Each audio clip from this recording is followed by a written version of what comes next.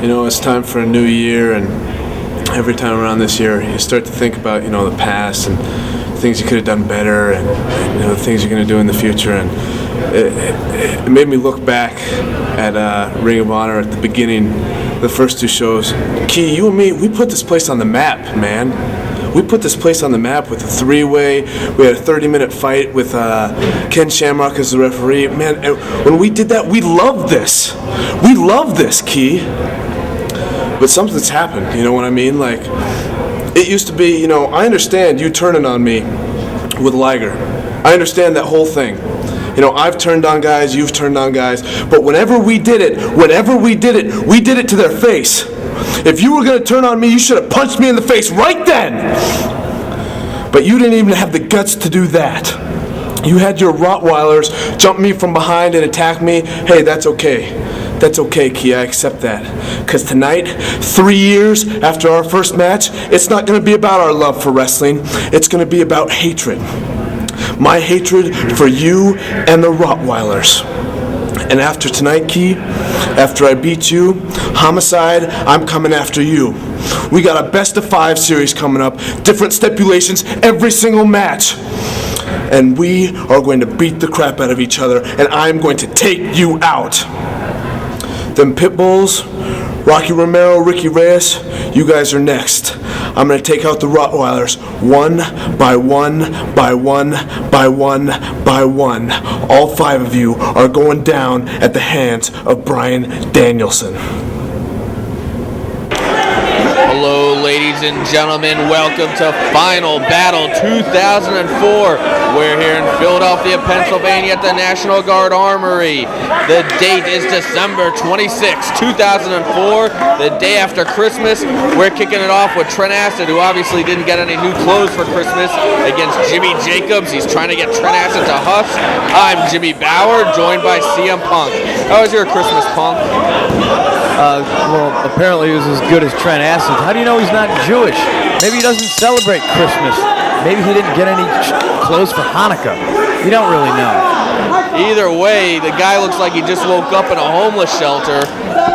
What's with Trent Acid these days? Right now he's got a hurt hand. Jimmy Jacobs earlier trying to get him. I was trying to get him to shake hands or trying to Huss. I think he got his high five. I guess that counts as a handshake. The Code of Honor followed a Huss. Trent Acid a little upset, and where the action's underway. Both guys off to a blistering start here, and both these guys have pretty much been told that they need a win or they could be out of job here in Ring of Honor. No doubt about that. They need to end 2004 with a win. It has been an interesting year for both athletes. Trent Acid, earlier this year, he could claim to be king of the multi-person matches, and he backed up that claim, but he's been in quite a slump lately, and his attitude has reflected that. Jimmy Jacobs has showed a lot of promise this year. He's been frustrated by Alex Shelley time and time again, but Ricky the Dragon Steamboat has been impressed by him, and that even led to him tagging up with you a couple of times, Punk, and that's definitely an accomplishment. He's a fiery young individual, but right now you see Trent Acid getting the better of him. Oh, Jimmy Jacobs just grabbing that hand. Simple and effective. Todd Sinclair, the referee, telling Jimmy Jacobs to cut the biting out, though.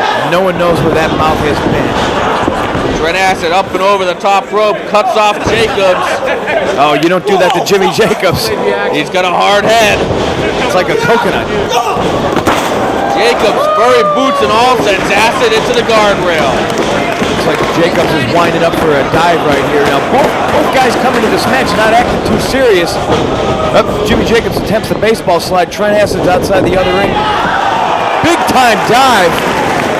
Jimmy Jacobs, what a tope. Jimmy Jacobs is en fuego right now. Crowd way behind him. Jimmy Jacobs is definitely one of the more popular athletes here on ROH, but he has to start getting some wins. Oh, right about now, he's got to stop getting beat up. Now he goes right back to that head. Trent Acid should have learned the first time. Acid needs to get serious. What is with this guy? Oh, he's going to send Jimmy into that post. He opts for that steel barricade and leaves Jacobs hanging. Not a good position for Jimmy Jacobs to be in. Oh, he's taking a breather there. Jacobs trying to refresh himself. He's in obvious pain. Trent Acid looking for the adulation of this crowd, perhaps looking for a new pair of pants. He appears to have urinated on himself. Why does he got a rag hanging out of his pants? What? I don't know what's with Trent Acid these days. Can we buzz the cameraman? No more close-ups. I don't even think he showered in a week. Well, thanks for the heads up on that one. I'll try to stay away from him in the back. And he really looks like he just rolled out of bed. Well, he applies that rear chin lock right now, and Jimmy Jacobs, referee, asking him if he wants to give up, or maybe checking if it's a choke. Trent Acid trying to control the pace now, slow things down. We have a very enthusiastic crowd here in Philadelphia for a huge show tonight. Acid backed into the corner. Jacobs now firing back. He's showing Acid that he's not going to let him dictate the pace.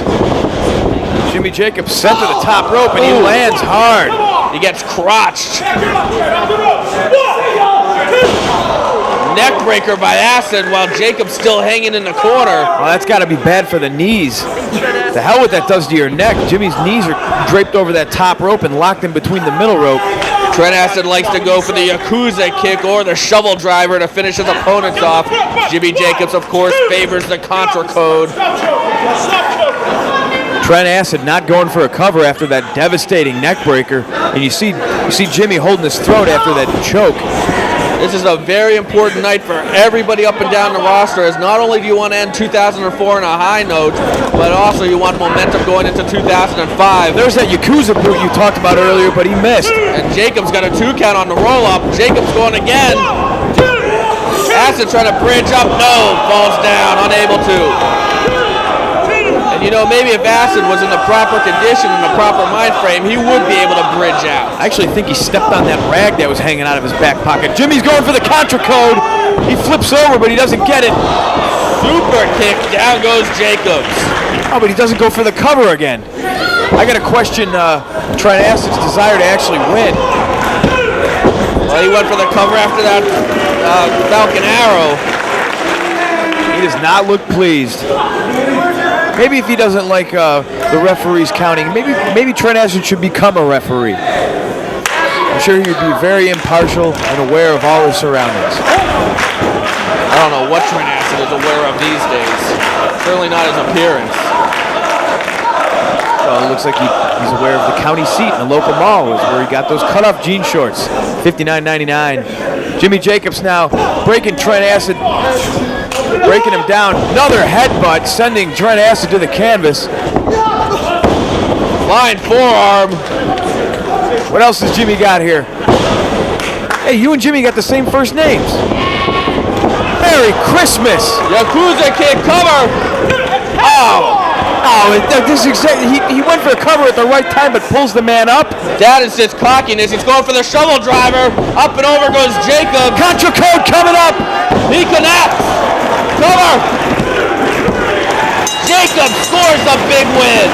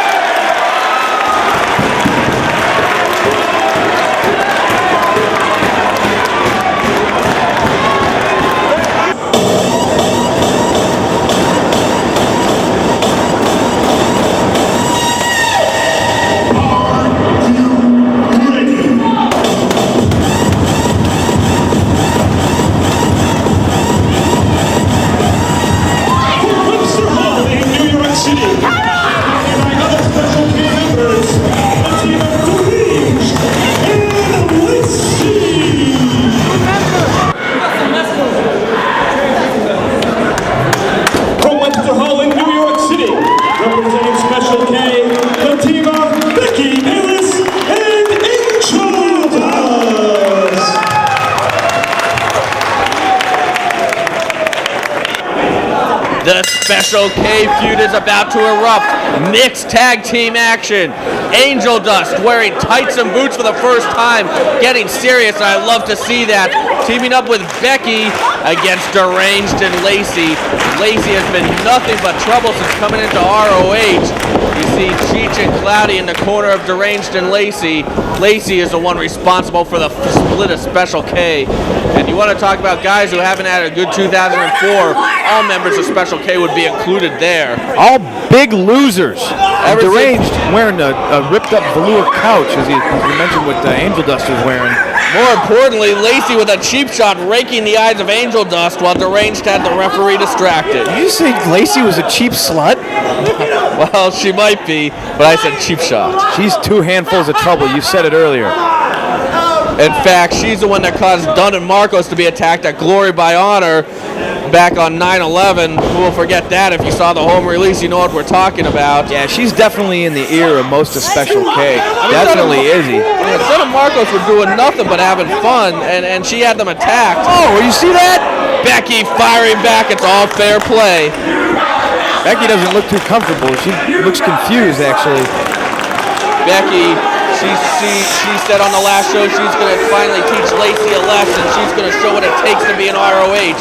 And I just love the fact that Angel Dust is getting more and more serious as each show goes by. First following the Code of Honor, now getting some real wrestling gear. Maybe Trent Acid could learn from him.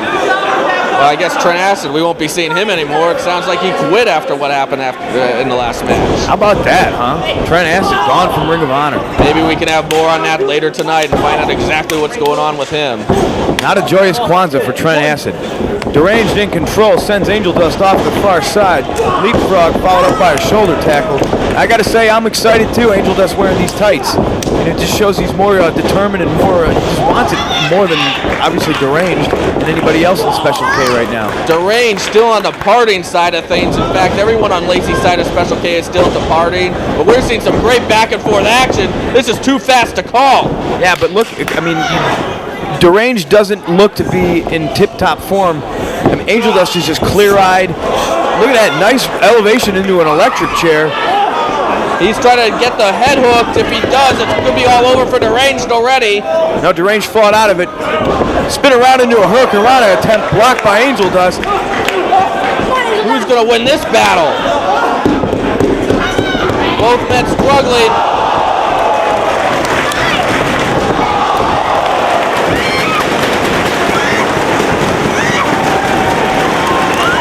Angel Dust proving that it pays to be clean and serious. Taking it to Deranged. And Becky clapping all the while on the apron. Lacey seems disgusted. She is very manipulative. You said it. She sure is. I almost said it. Angel Dust in. Nice springboard by Deranged. Caught by Angel Dust. Devastating DDT. Now you got to think he might want to make a tag. Well, maybe he doesn't. You don't want to tag into the girl. Girls are no good. Angel Dust might be knocked out in the early going. Deranged really hitting some high impact moves. A block, a kick by Deranged.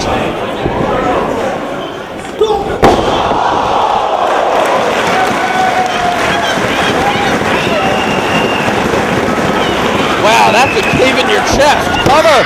Took the words right out of my mouth. Collapse a lung, fracture a rib. Deranged and Angel Dust are tearing it up. You can tell the hatred between the Special K factions. It's almost too bad these guys are on opposing teams because they could combine and make the team of Derangel Dust. Deranged with a chop.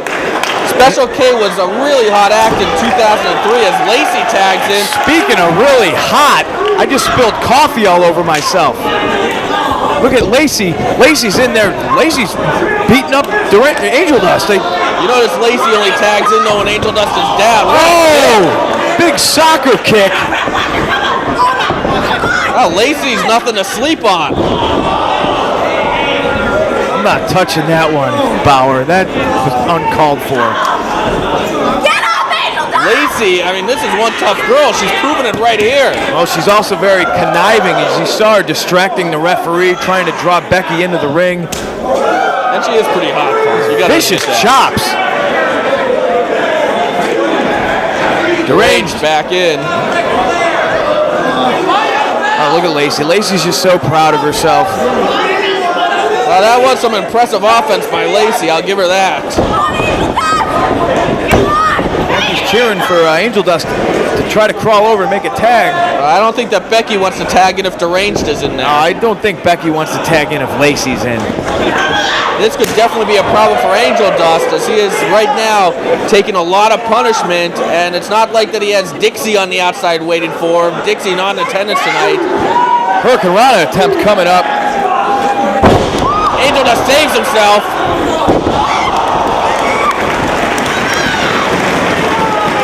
Another double stomp. What is with these kids?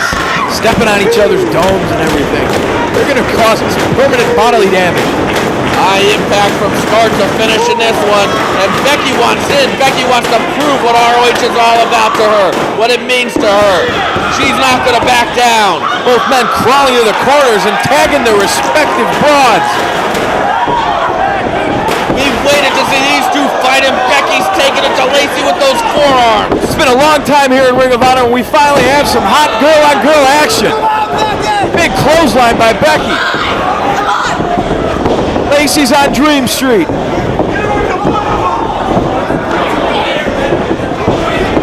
There's hair pulling and lariats, and oh, we got a bulldog coming up here, Bauer. Becky nails it. Cover. Deranged pulled her off.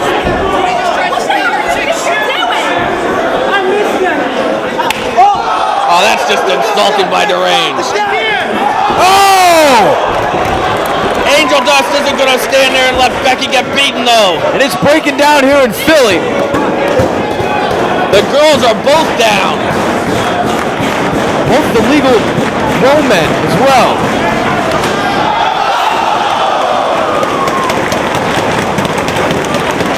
Angel Dust soars and takes out all members of Lacey's Special K. Back and forth now with Becky and Lacey, and they're really pulverizing each other. Man, this is a throwdown. I saw this at Disney World once. What? Well, it's no diva search, I'll tell you that much. Deranged tripping Becky. These girls are tough. Punching each other right in the mush. Oh! Big front kick by Lacey. It plants her. Lacey scores the win. It looks like Becky, Dixie, and Angel Dust are going to have to wait for another day to try to get revenge on Lacey's Special K.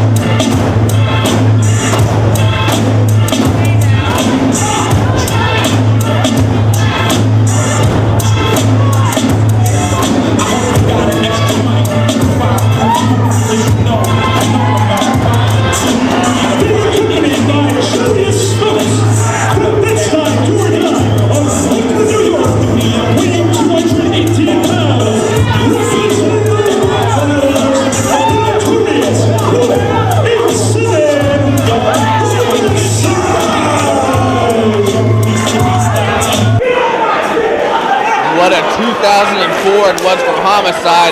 Look at that, breaking the code of honor, CM Punk, refusing to shake hands. You would not have seen that from Homicide way back in 2003. That was before he went absolutely loco and that switch went off in his brain. It was St. Paul Reborn Stage 1 last April. Homicide thought he had the world title won. He thought he had the 3 count on Samoa Joe.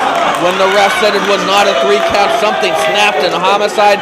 He has not been the same since. In fact, he has terrorized ROH for the rest of 2004. Josh Daniels has got to be careful right here because Homicide is the most dangerous man in Ring of Honor. He will beat you in that ring. He will beat you out of that ring. He will drag your ass outside in the parking lot. He will run you over. He will do what he has to do to win. Homicide scored some impressive victories this year. You can't take that away from him. He defeated Bryan Danielson at Reborn Stage 2. Many call that an underrated Match of the Year candidate, and that was for the Patriarch of ROH. And he won that 3-way against you, Punk, and Samoa Joe back at Boston at Scramble Cage Melee, and that made him the icon of ROH.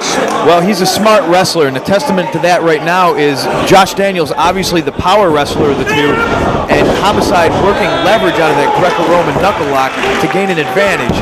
He knew he couldn't outstrength the guy. He knew he couldn't use brute strength because Josh Daniels obviously much more put together, but Homicide used his brain.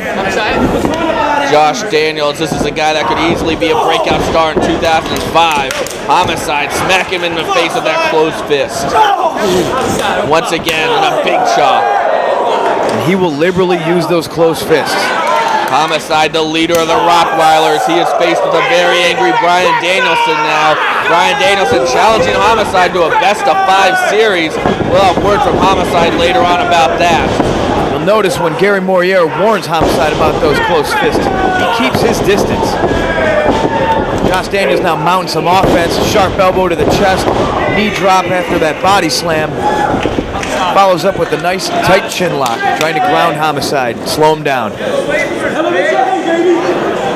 Josh Daniels now trying to dictate the pace. Homicide, though, getting up to his feet. I still can't believe what we saw at Homicide 2004.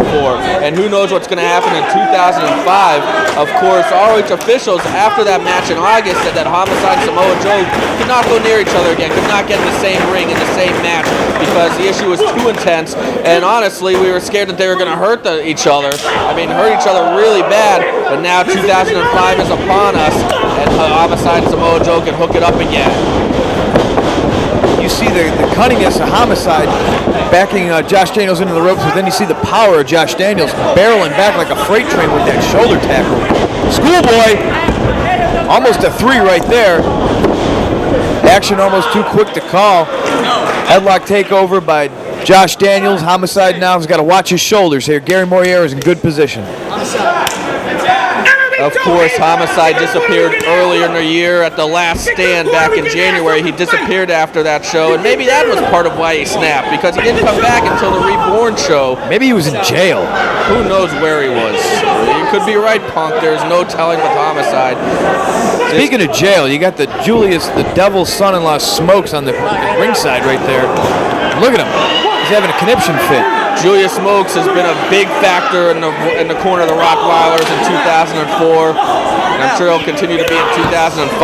It was great seeing Liger palm strike Smokes, though. Remember that? Yeah, who could forget? That was definitely one of the top 5 moments of 2004. This Homicide is sent in, and Josh Daniels gets kicked in the face.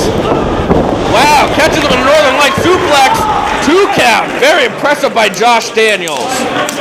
Josh Daniels is a powerhouse. He chops just about as hard as anybody in the entire wrestling business. Definitely, and that was the power of Josh Daniels. A lot of wrestlers would have opted for a back drop right there, but instead he got that captured Northern Light suplex. And right about now, his arm's not feeling too good after that divorce court. Looks like Homicide targeting that arm now.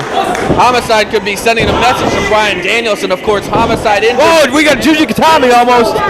He's going for submission on Daniels. Daniels has to make the rope. He's got it. Josh Daniels smartly rolls to his stomach, alleviating all the pressure off his elbow. Very dangerous submission hold. Very dangerous.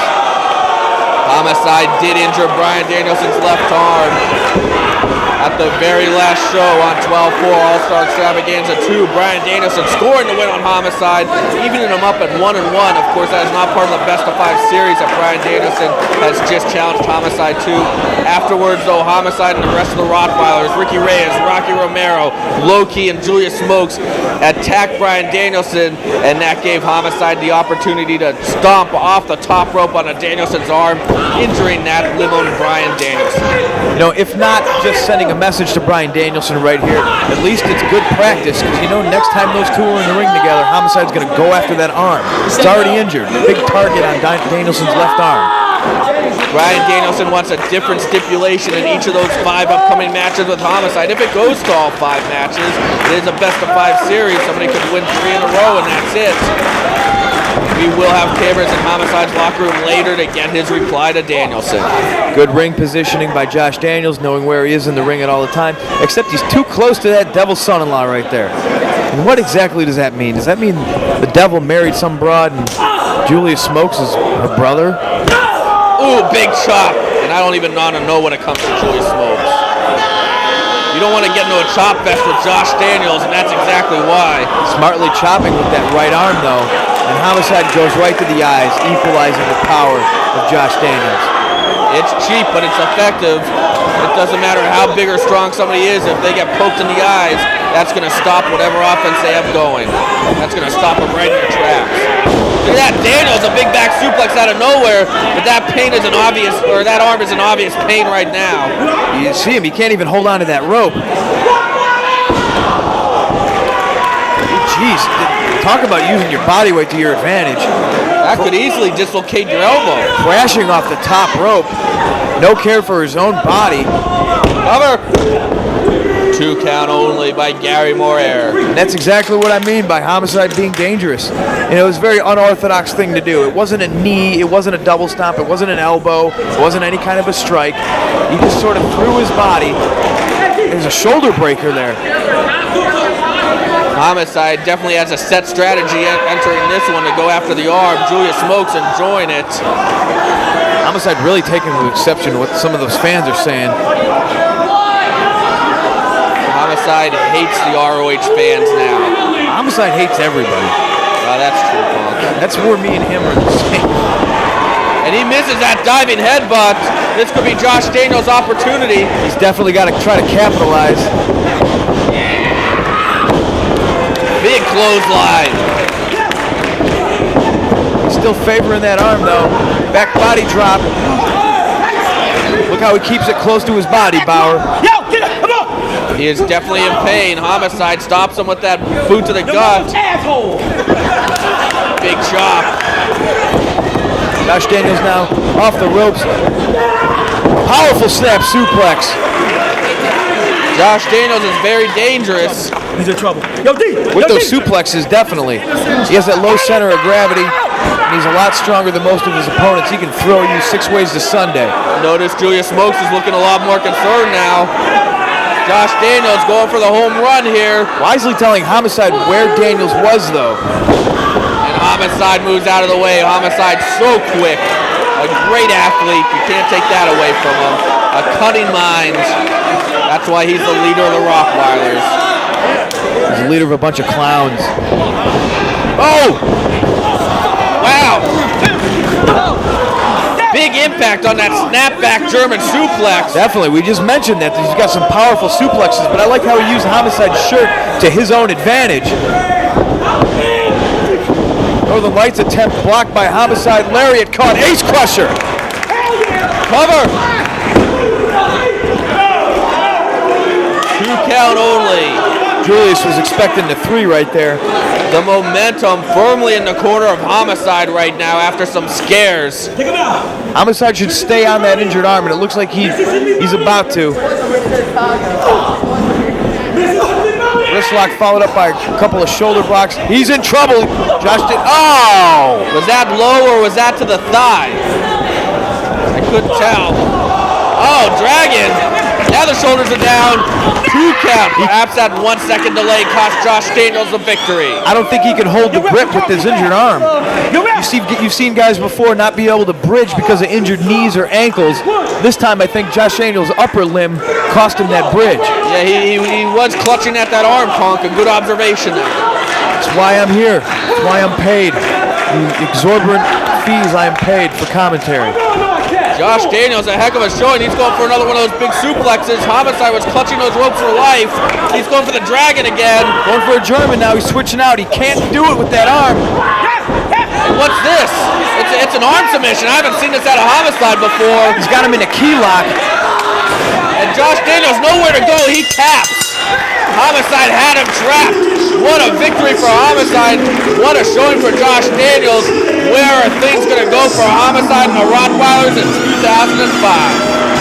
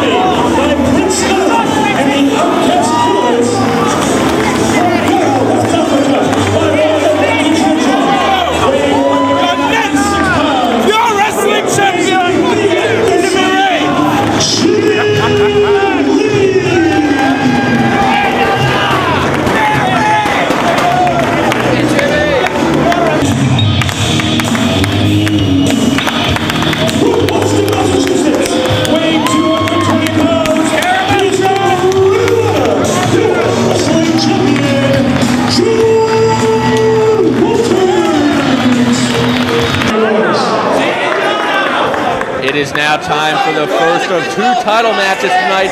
John Walters putting the Pure title on the line against Jimmy Rave of the Embassy with Prince Nana and the Outcast Killers in his corner. Notice Jimmy Rave, I don't like his attitude anymore, but he did shake hands and follow the code of honor. So the Embassy, they have some class. I'll give them that.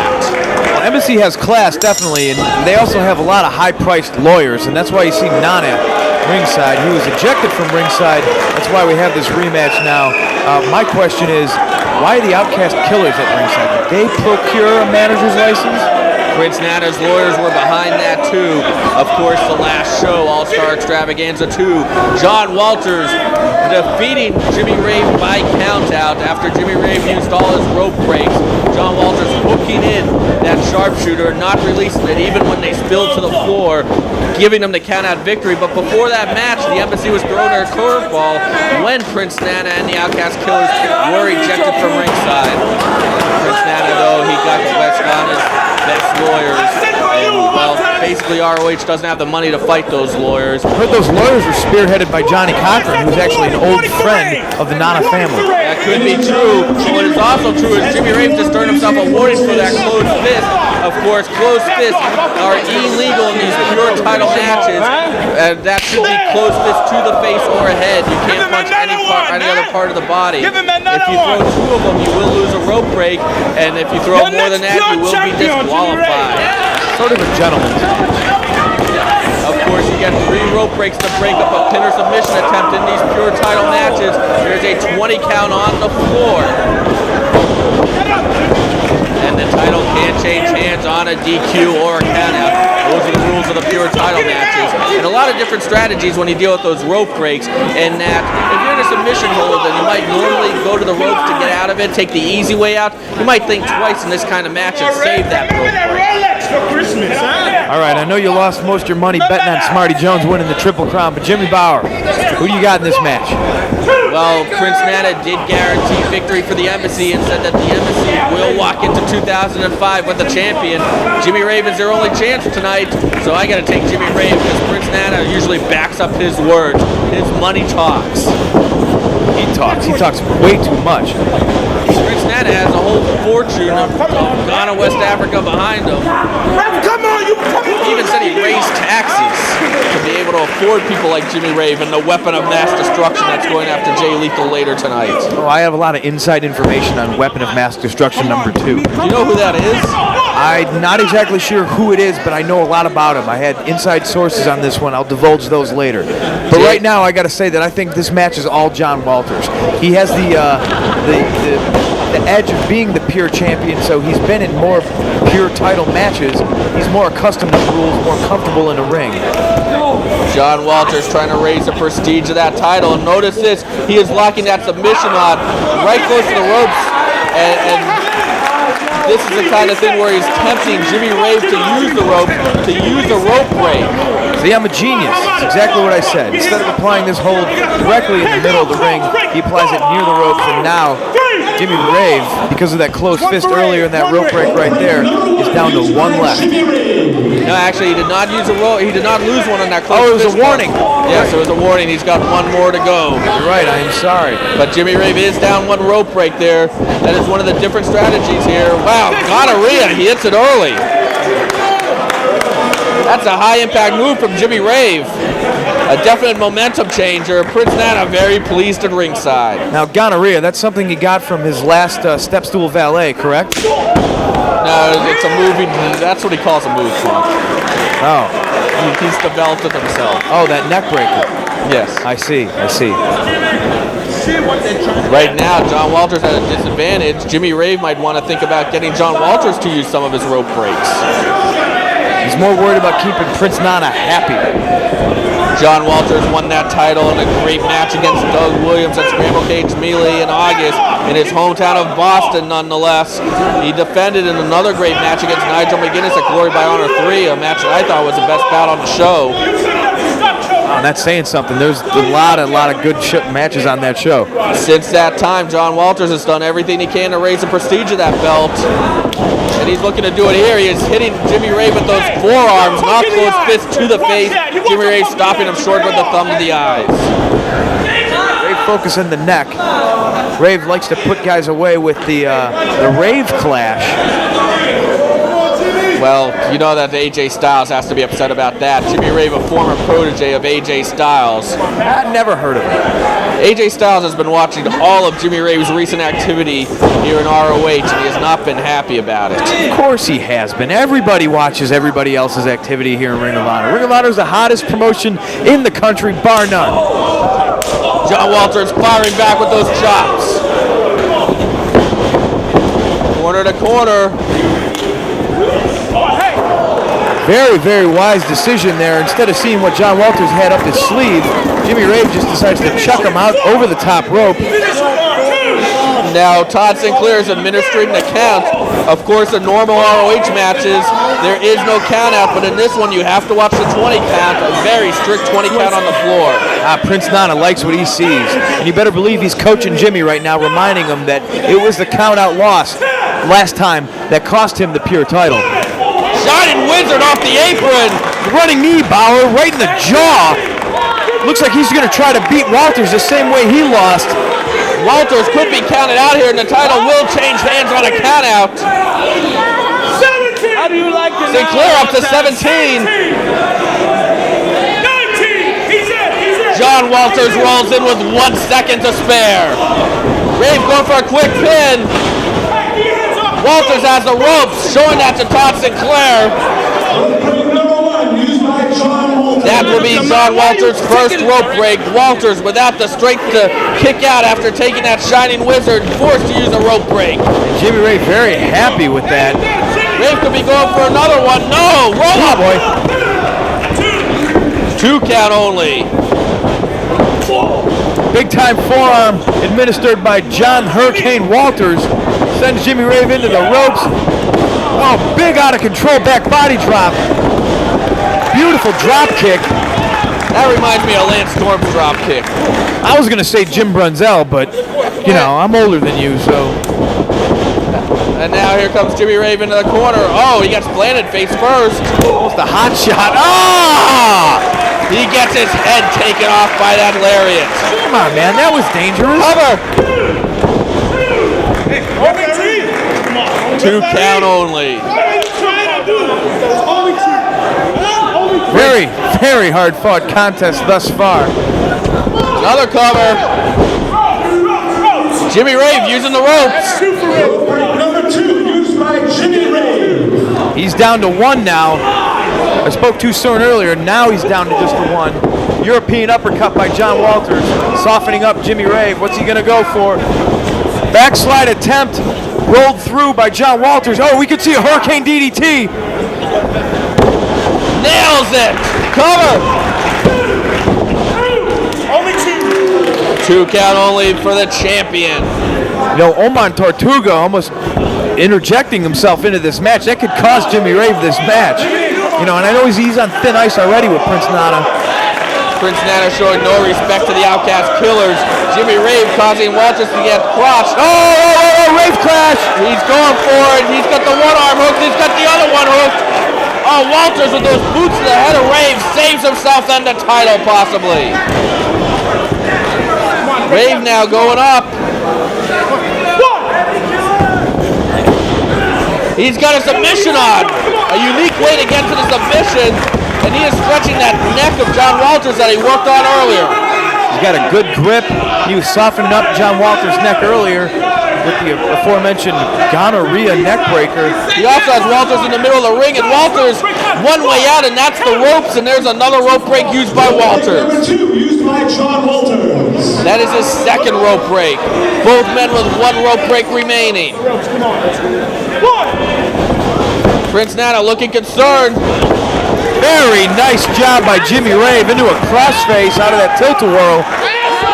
Jimmy Rave has made people tap before to this. Once again, pressure on the neck, pressure on the arm. Walters trying to turn it over. No, Rave has it applied still. I almost thought Walters almost rolled up Jimmy Rave right there. That's it. The champion forced to use his final rope break. That is the 3rd and final rope break for John Walters. The champion is at a disadvantage right now. Prince Nana's goal of having a champion entering 2005 could come true in just a matter of moments. But wait, Bauer, we got a sharpshooter attempt if we can get him over. Yes, he does, and he sits on it. Rave, he's stuck in that hold. That is what beat him last time. Is he going to use that rope break? He's thinking about it. Oh, we got a little bit of deja vu going on, yeah. You could tell that Rave was thinking about it before he used that rope break, and he was forced to. Nana looking upset at ringside. Screaming words of encouragement to Jimmy Rave. I heard Prince Nana's already spent a lot of money on a victory parade for Rave in West Ghana. Dude, a parade? I love parades. Oh, hold on! Very unique usage of the ropes by Jimmy Rave, and that was legal in this match because John Walters has used all his rope breaks. The ropes are now in fair play. Fair play is not something you usually hear with the embassy. Super kick, down goes Walters. Jimmy Rave should just go for a cover right here. Jimmy Rave showing that cockiness. That is not what AJ Styles taught him. Oh, he gets caught. He took way too much time up there. John Walters now, what's he doing? He's got a submission, and look at this using the ropes. John Walters also has that foot planted, and he's pulling back with all his strength, a very painful move. Jimmy Rave got nowhere to go. The only thing he can hope to do is maybe get his feet loose from that top rope. Wait a second, Punk. Todd Sinclair is counting out John Walters in between, checking to see if Jimmy Rave wants to give up. The champion could be counted out here. Does he realize what's happening? I don't know if he does or not. That would be an embarrassing way to lose this title. Can Jimmy Rave hang on? There's no way for Rave to escape from this hold. Oh, at 19, Rave tapped. John Walters holding on to the very last second there. I guess Prince Nana's promise didn't come true there, huh? There's no champion in the embassy. Nope, John Walters will be entering 2005 as your pure champion. Prince Nana goes back to Ghana, West Africa, empty-handed.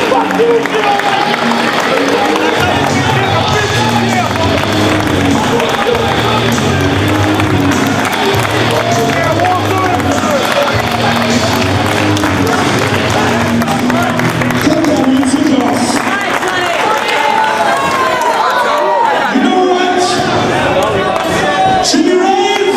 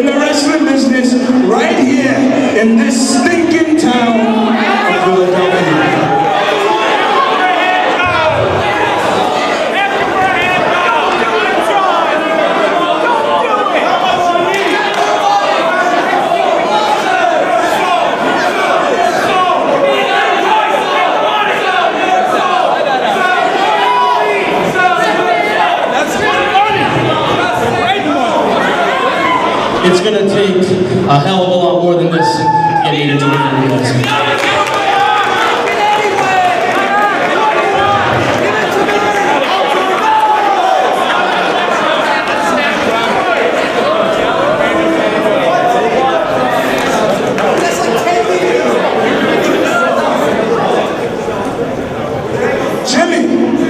Believe it, my friend, you will still be the crown jewel. But as for tonight, my friend, hey, I have some more that. Join the embassy. How about it, my friend? John Walters in the embassy. You can guarantee this kind of payday every night? Every single night.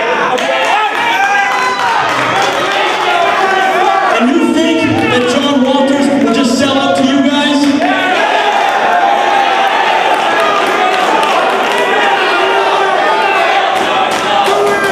Well, you're right.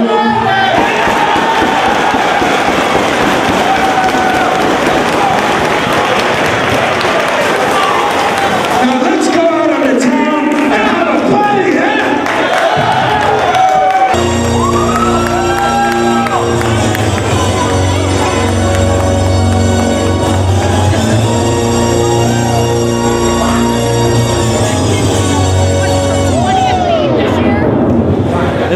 Every show.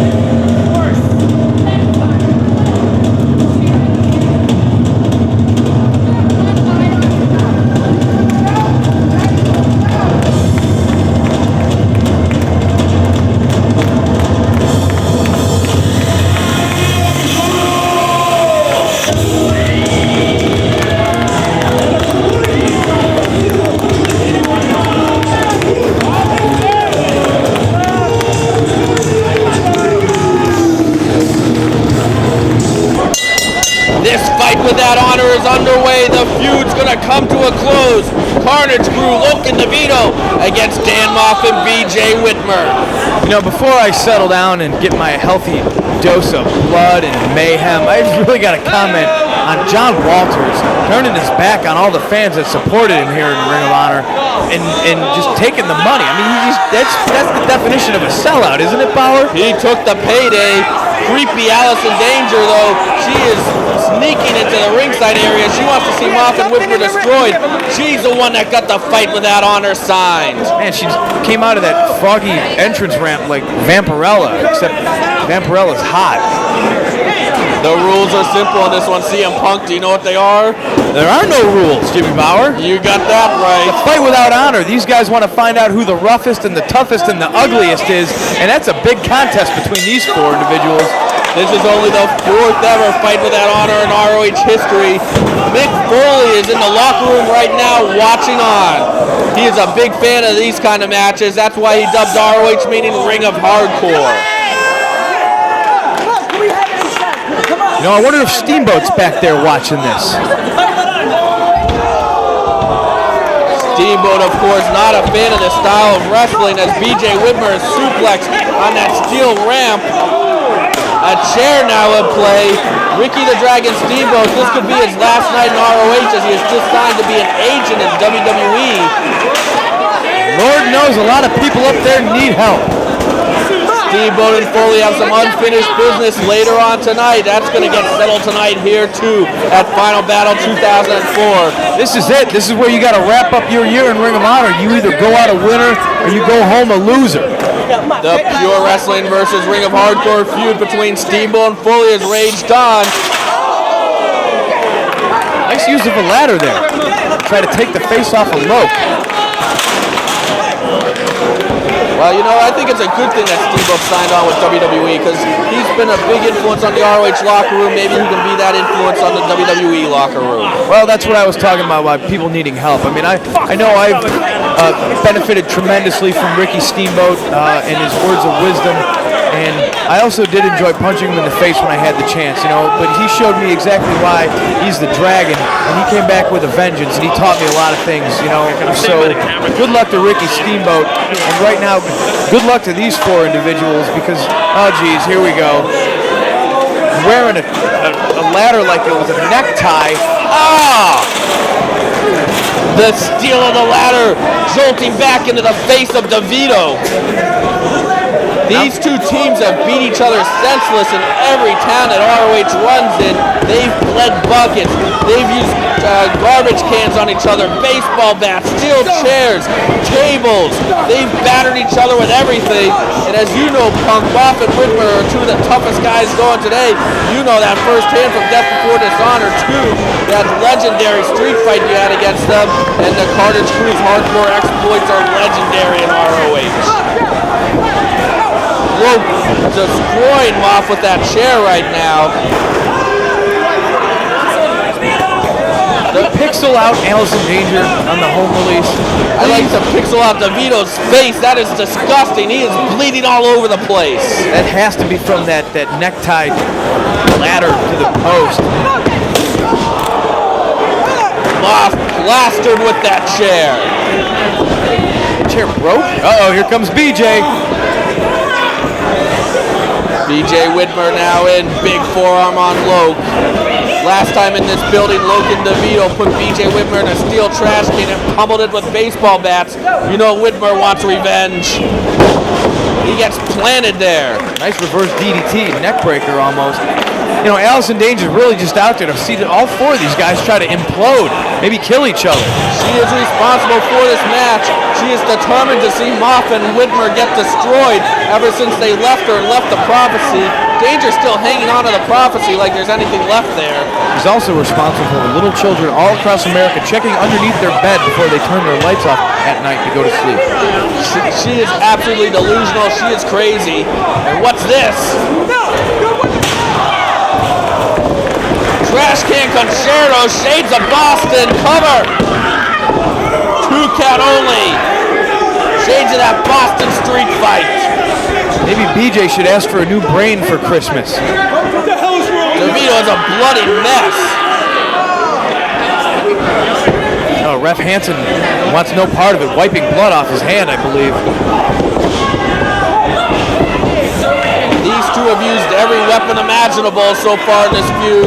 As right now, I believe that BJ Whitmer is busted open and Loke is trying to dig his fingers into that cup to open it up even more. Stan Moff bleeding too. Oh, you see him get cracked with that chair? That chair almost split in half.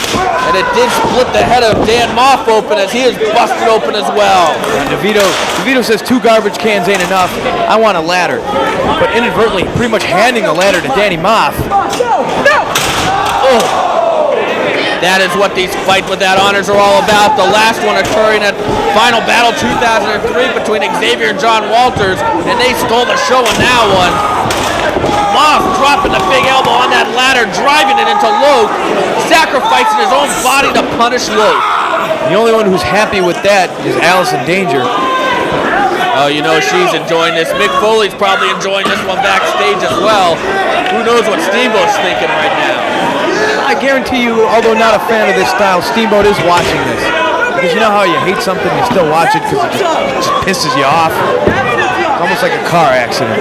And I'm sure since Moff and Whitmer represent the Ring of Hardcore, maybe Steamboat wants to see them on the losing end of this match. Loke and DeVito have felt slighted by Mick Foley as Mick Foley has not put them over yet. He has not mentioned them as part of the Ring of Hardcore. Well, the world needs ditch diggers too. What's this now? It looks like a table being set up by Loke. Meanwhile, DeVito has a ladder. DeVito's directing traffic. Oh, hey! We saw this before CM Punk, shades of that street fight in Chicago. I hope we don't see another chair throwing riot like we saw in Chicago at Death Before Dishonor. I hope we do. That was great. Come on, DeVito! partner and pays a price in the process. Yeah, BJ's lucky. I mean, that could have killed him. These guys are battering each other with everything imaginable. I mean, it didn't kill him when I did it to him, but maybe they would have done it to him twice. Well, it made him a bloody mess in Chicago. He already is a bloody mess. He looks like a menstrual horse. What? A menstrual horse. I didn't need to hear that repeated. A bloody damn moth sent to the floor. Speaking of menstrual, Allison Danger's still stalking around ringside. Yeah, I gotta admit, I'm kind of attracted to her in a psychotic kind of way. That is psychotic. What's with that dress, though? She is always wearing that dress. It's prom, man. Year round, 24/7. DeVito going up. Whitmer on the ladder. Oh, nailed with a moonsault. Got to turn BJ's insides inside out. All these men sacrificing their bodies. You know, this isn't a feud about hatred. This is a feud about who's the toughest man. Who's the best brawlers in ROH. That's what it's always been based on. And an attempted head and arm suplex right there. Who can take the most punishment? That's what we're seeing right here. Now this is just about hate. We got Carnage Crew. Hit the spike pile driver. It's all over. What's Whitmer got? Singapore cane across the back of DeVito. Low ducks it. Nails that Saito suplex. We got some wrestling cover. Moth kicks out. That time that BJ gave Moff to recover, he was able to kick out of that devastating pile driver from the Carnage Crew. And there's plunder all over the ring. Look at this. Chairs, tables, garbage cans. The fans in Philadelphia on their feet, watching this mayhem, watching this violence, watching Ring of Hardcore at its best. I mean, she's been wearing that same dress, Allison Danger, for months now. You think she's showered? I don't know what's going through her head. I mean, it doesn't look like it by looking at her hair, but I mean, I haven't been close enough to her to see if she stinks or, you know. What's this? Lokes are suplexed into the table. Now's the bottom half of the table. Looked like the top of his head, like gaffed the end of that table. We got a cover. And sandwiches to 2 count. This is almost painful to watch. Moff and Whitmer definitely have the experience in this type of match from that street fight back in Chicago, but the Carnage Crew, they do this every weekend. They do this when they're not wrestling. This is what the Carnage Crew love to do. They prefer this kind of match over a scientific one. You know, yesterday being Christmas, you better believe DeVito was beating up his family members, at least on his wife's side, and you know Loke was. Well, I heard that there weren't a lot of presents under the trees of Loke and DeVito's children. They weren't able to afford them. Well, you know that family, if they could afford anything, I'd vote for plastic surgery, especially Loke's wife. Have you seen her? Right now, all 4 men might need plastic surgery. What are they doing with these ladders? DeVito now taking it to Whitmer. Whitmer fighting back. God, DeVito loves it. Moff and Loke fighting on the other side of the ladders. This could only spell disaster for everybody involved. Carnage Crew were built to brawl. We got BJ Whitmer ascending the ladder. All 4 men now climbing a ladder. I'm scared to see what's going to happen next. I'm excited. This could be dangerous. Oh, Moff gets crushed. Loke loses his balance and gets crushed on the top rope.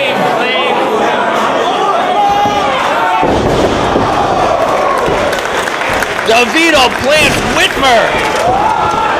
All 4 men are down, and I wouldn't be surprised if they're not getting up after the brutality in this one. Allison Danger has to be loving it. This is exactly what she wanted when she signed this match. I think the winning... I'm sorry, but all 4 men are just broken at this point. Hold on. It's Foley. Mick Foley wants to see the hardcore action firsthand for himself. Dressed in all red like almost a sick, demented Santa Claus. Is he going after Allison? He's back. Foley wants the mic.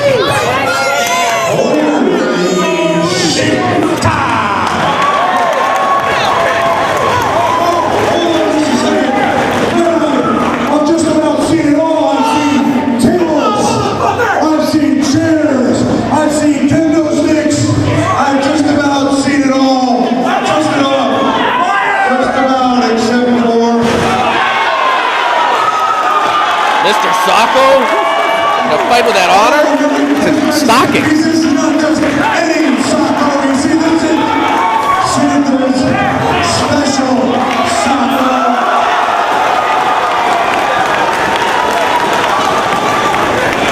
Thumbtacks and Ring of Honor.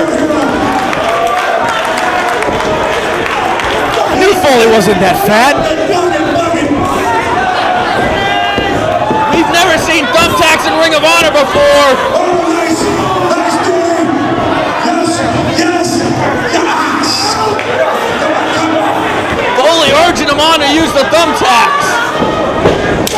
You heard him before. He comes to these shows as fans. As a fan, he's definitely here tonight as a fan. Ah! Ace Crusher. I believe Moth might have just missed that pile of thumbtacks. Might have gotten some in the leg though. Cover! 2 count only. Dude, who's that old man that's... Oh, it scared me. It was Commissioner. I'm sorry. This match is just getting crazy. Ah! Double arm DDT. That's Foley's own move.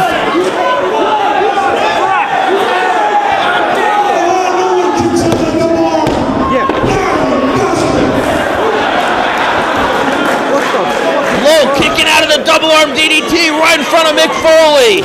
The referee's pulling thumbtacks out of his hand. Everybody's coming out of this one hurt. The shirts are getting ripped off. There's no protection against those thumbtacks. BJ's going for the exploder. Low going for a swinging neck breaker blocked by Moth. This is getting intense, Power.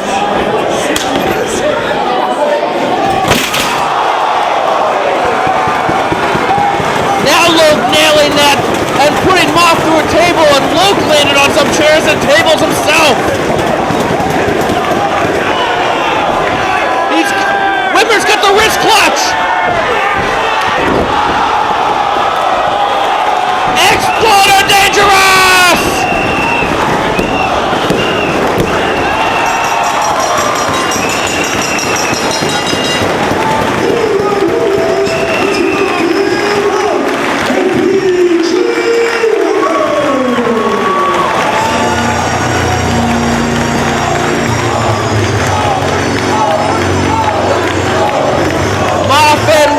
Win the feud. Thumbtack stuck in the back of BJ Whitmer.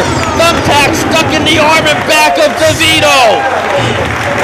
Mick Foley loving it all. This is Ring of Hardcore.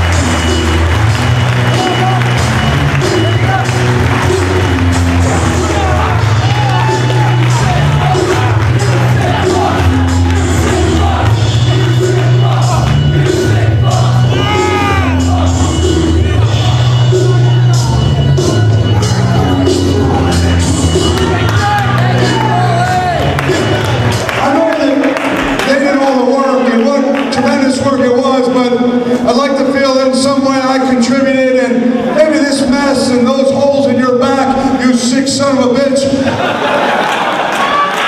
Maybe it's just part of my way of saying happy holidays to all of you.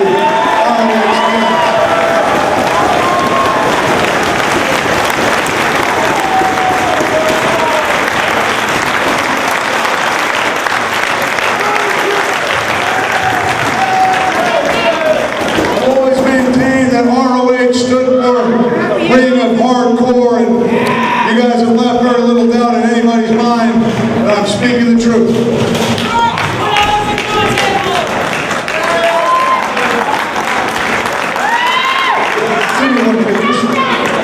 Get up just if you would and show these people that back, because that's what sacrifice is all about. Put the holes in there. Excellent job.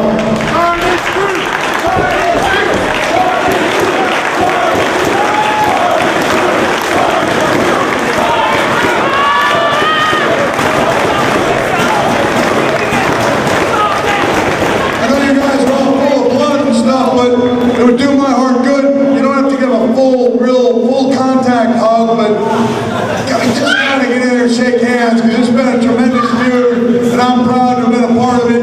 Great matches, heart, desire, guts, testicular fortitude, the entire package, right here in Philadelphia, Pennsylvania.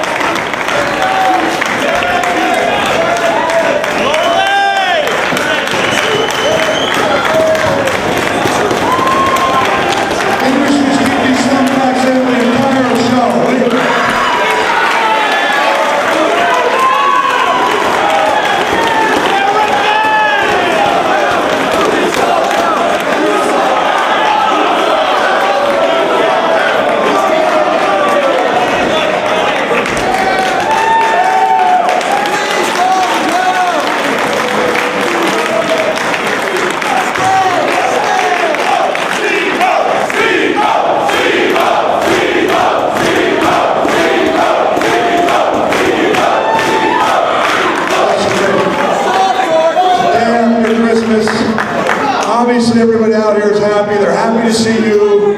We know you're going elsewhere. Well, we all know he's going somewhere else. And wish you well. So maybe we'll just cut your losses, and maybe you should take off without saying a word.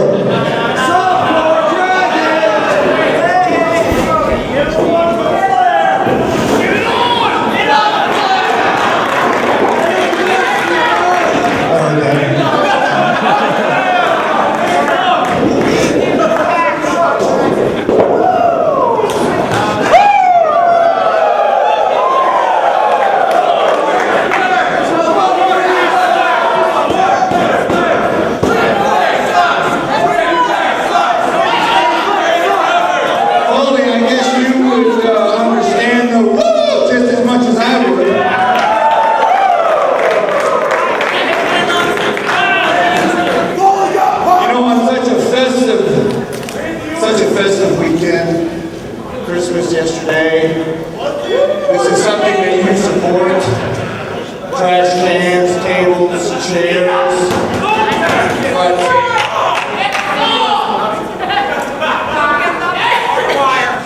you bring out the thumbtacks for this match?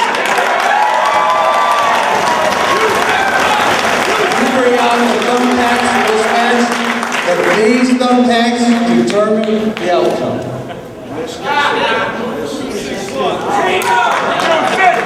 This is what you support.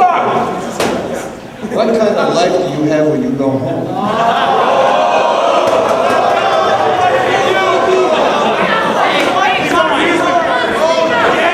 First of all, you know, I had my way. I would have come out here with the Captain Hook outfit my wife got me for Christmas.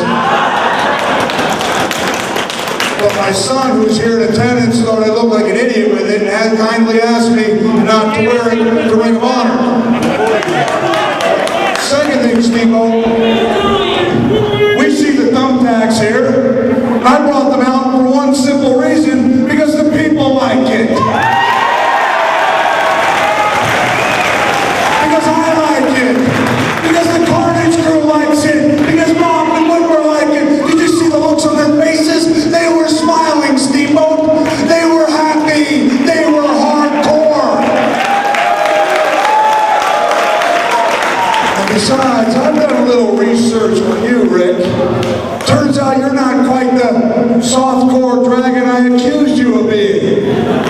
We've had bloody strap matches with Don Morocco. Don't think I'm proud about the classic cage matches with you and Rick Rude from coast to coast.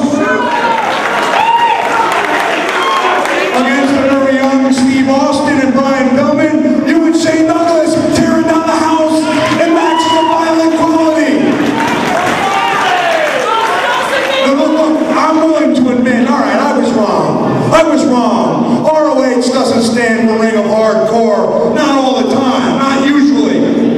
I'll tell you what I'll do. I will admit right here in Philadelphia, Pennsylvania,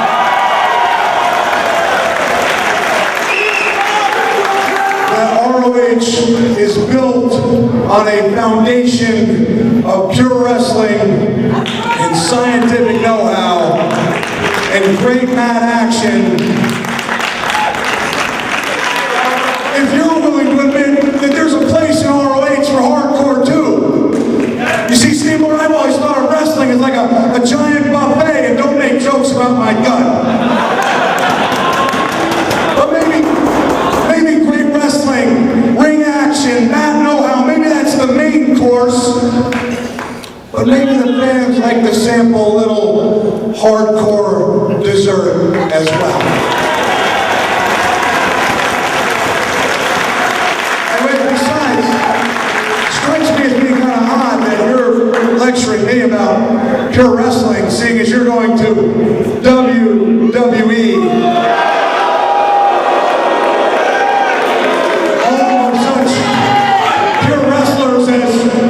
Heidenreich, Schnitzky, Luther Reigns, and Chris Benoit. I'll grant you that.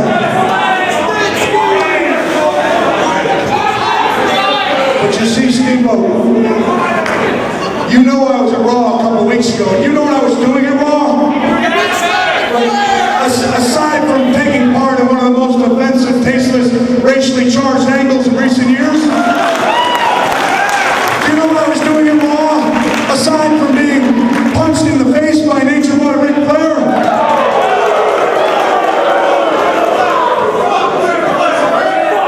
Rick, I was watching you interact with all the WWE superstars, watching you talk to them and watching them listen to you. You see, Steve-O, to me it's no secret that Raw has been picking up the pace the last several weeks since you stepped foot in the back. Nobody, and I mean nobody, myself included, has the type of respect among the boys in the dressing room that you carry. Now look, we come here and I make fun of WWE a little bit. These guys make fun of WWE a little bit, but they all watch it. They all watch it. And as long as you're going to watch it, well, it might as well be good. And you see, I have faith in you. And I'm being honest here, that with your guidance, hey, Schnitzky will become a good wrestler.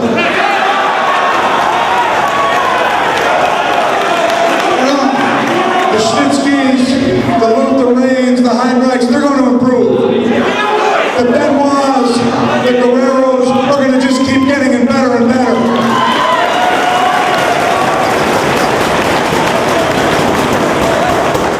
And with your help, Rick, Triple H just might become a legend.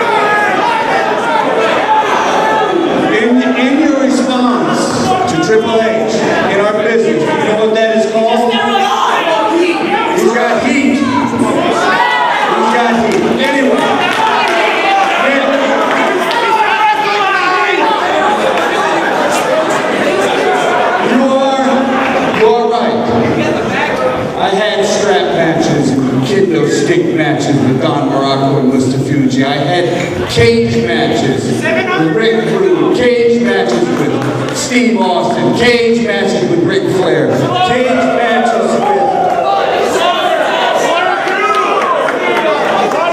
with Sergeant Slaughter and Don Canoodle. Boy, you're going way back.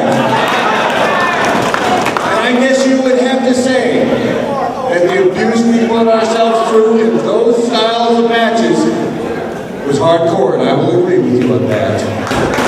I saw a side of you, I just saw Rick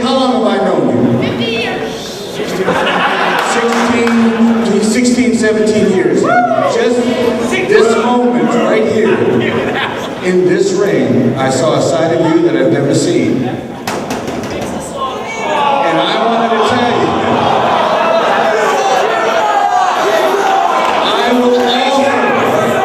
will also agree with what you're trying to say, and what you're trying to teach, and that in this business, there is room for this.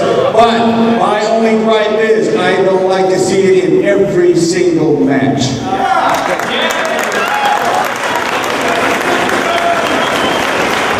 All right, now that we got the niceties out of the way, who wants to know the truth about Ric Flair?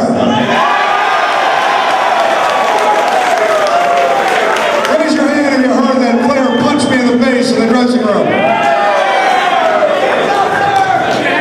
Since it's a moment for honesty, I'm going to tell the honest truth. I don't care if he's your friend or not. The truth is, I was disrespectful to a legend in this business, and I got punched in the face for it.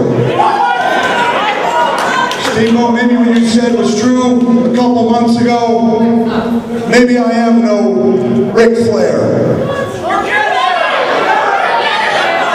Maybe I temporarily forgot my place in the food chain, got up in his face, and got what I had coming to me. Come to think of it, there's a guy right here in ROH who's kind of forgotten his place in the food chain, gotten a little disrespectful with another legend, and maybe has something coming to him. His name, Samoa Joe. And I'd like him to make his way out to the ring. Rick, I'll even I'll sweep up the thumbtacks. Samoa Joe, ladies and gentlemen, ROH champion.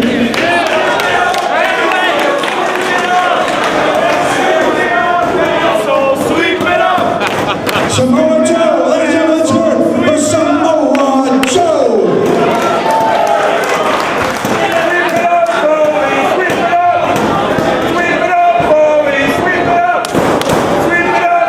Samoa Joe.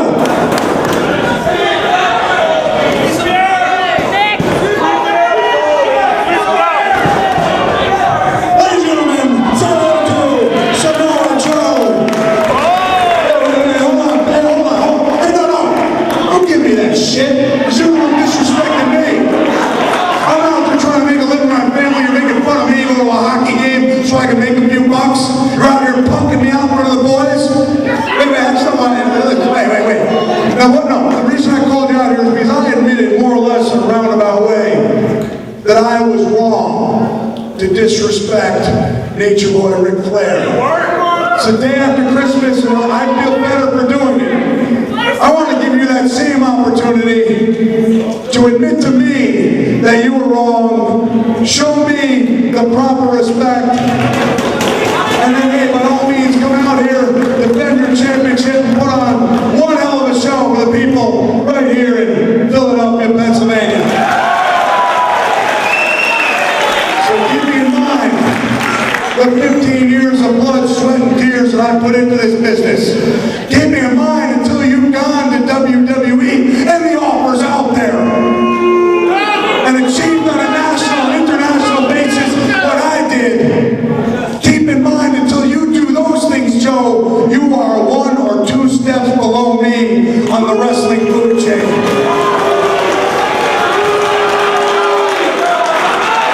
I'll tell you what, you put it right here, we'll forget this whole damn thing happened. Steve-O and I made amends, you and I can make amends. A handshake's all it takes, you're going to feel a lot better for doing it.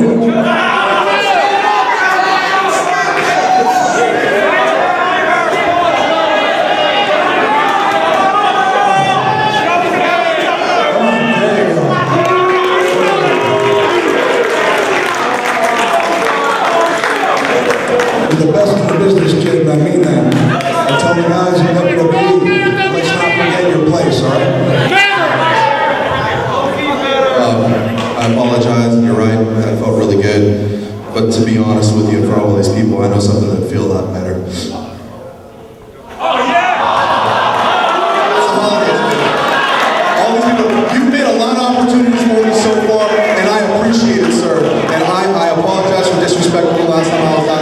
sir.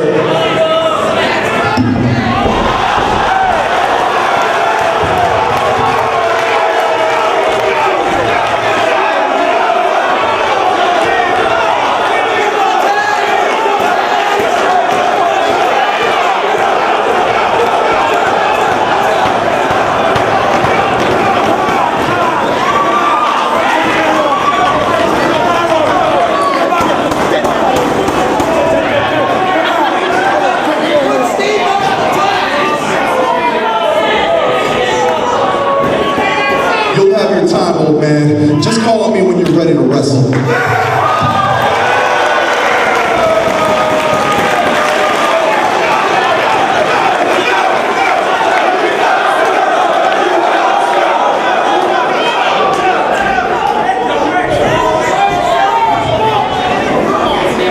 Hey, I'm truly sorry in front of all these fans that happened. I really am. On this Christmas occasion, but you gotta admit, that was pretty hardcore. I want to thank everybody for coming out. I want to thank you all for coming out on this wrestling evening. Merry Christmas to everybody, Happy New Year. Let's continue on with the wrestling.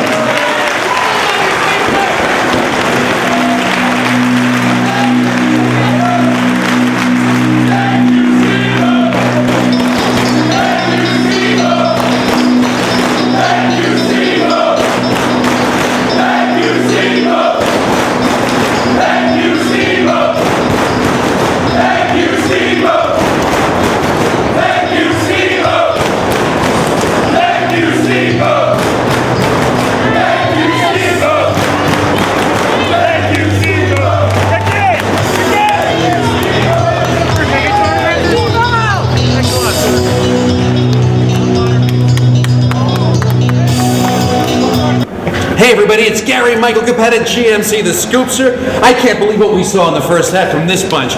Prince Nana, I would have never thought that, what do you have there? I would have never thought you would have gone away with it. You said you were going to bring the gold back to Ghana. It's intermission time, but we want to hear from you. Come on. You know what, away, huh? Right now, Prince Nana is on an everlasting high as to what went down in that ring today. Prince Nana, nobody can decline the riches, the gold, the Rolex watches, the trips to Japan and back.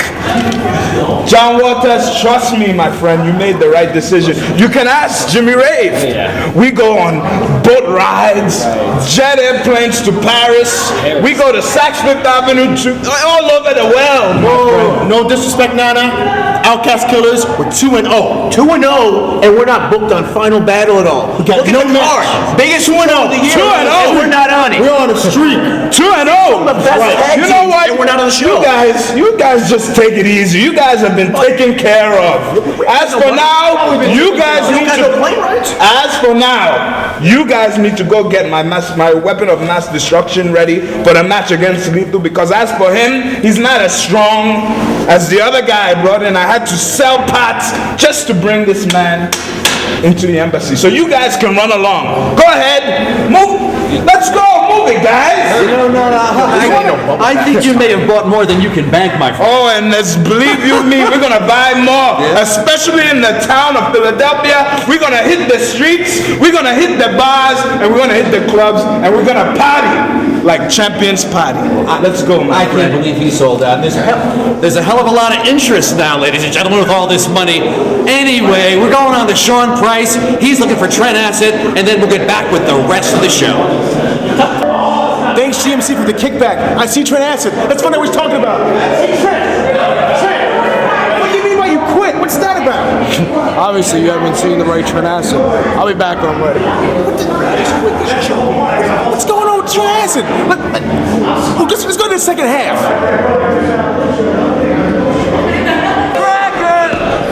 We are back from intermission. What an exchange between Foley and Steamboat. That was absolutely great to see. Right now, though, we have Jay Lethal against Prince Nana's weapon of mass destruction, number 2. All right. I'm looking at my notes here, and already right off the bat, something's wrong. One of my correspondents said weapon of mass destruction 2 is going to be bigger than the first weapon of mass destruction. Clearly, that's not the case. Another thing it says on here is that his mask was almost 24 karat gold, and this mask looks like it was made in somebody's basement. Well, Prince Nana's saying something about having to sell parts from this weapon in order to pay for John Walters. What the hell does that mean? I don't know. It also, I'm realizing on my correspondence notes, it says weapon of mass destruction number 2 is a badass. And then I just realized ass is crossed out, so it just says this is bad. My correspondent is a farce. Well, this weapon of mass destruction definitely does not have the most intimidating frame, but he is taking it to Jay Lethal right now. Prince Nana, of course, wants to put Jay Lethal out. He has declared war on behalf of Ghana on Jay Lethal after Lethal slapped and embarrassed Nana, Jimmy Rave, and the Outcast Killers way back at Weekend of Thunder Night 2. Oh, it wasn't that way back in November on November. Oh! Jay Lethal unleashing the big offense. Jay Lethal wants another chance at Jimmy Rave. He is upset that he lost that match. Feels the only reason he lost was because Prince Nana got in the mic and distracted him, and he could be right about that. And I'm upset at my correspondents.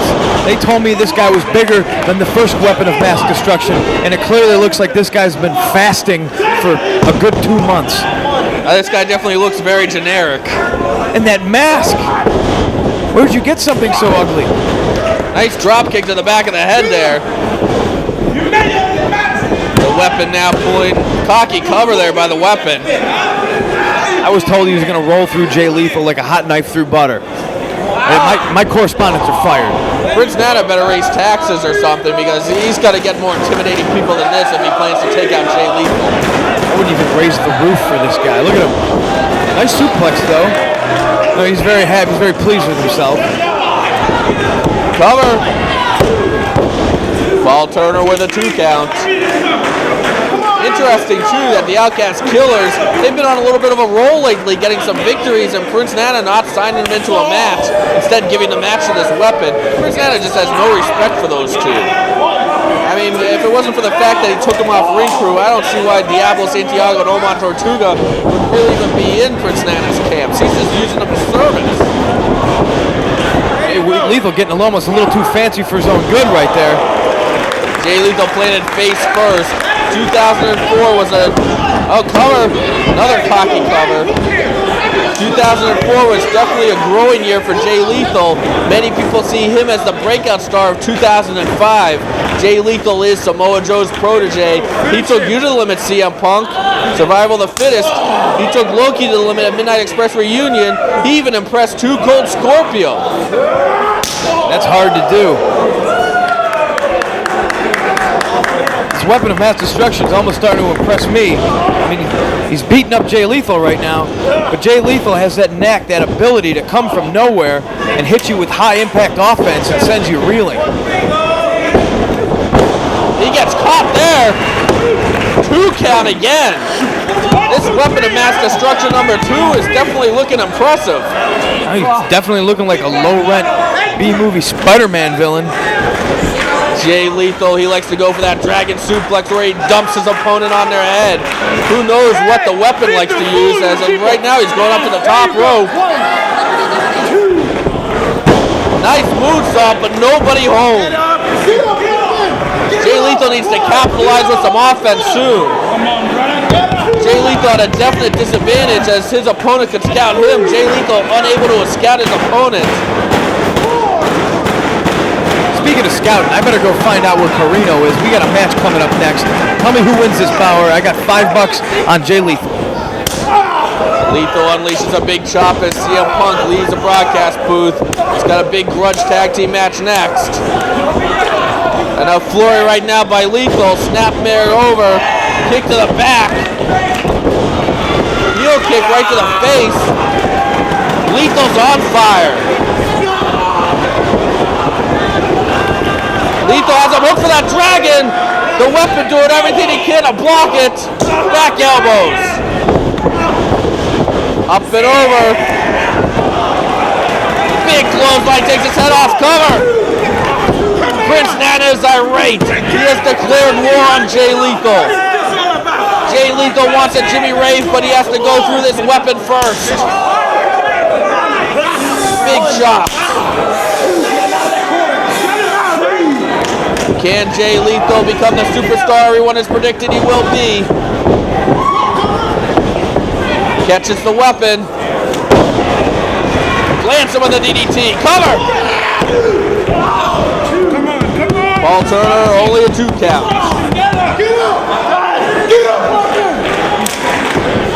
Jay Lethal measuring the weapon for his next move. He's got that dragon hooked again. The weapon trying to lower his base. Gets out of it. He's going for something of his own here. Perhaps a German or a dragon. Knees to the ribs, trying to keep Lethal. Oh no, he's got him now. Lands him, nicely done, cover. We could see a big upset here if the weapon of mass destruction number 2 keeps this up. Paul Turner telling him it's only a 2 count. Who knows how much money Prince Nana spent on this man. The taxpayers of Ghana, West Africa, paying dearly. Lethal now had it hooked again. No. The weapon trying to block it. Gets the shoulders up. Lethal hits the dragon suplex. Dumps him on his head. Cover. Big win by Jay Lethal. Lethal is on a roll. Will he ever get his hands on Jimmy Ray?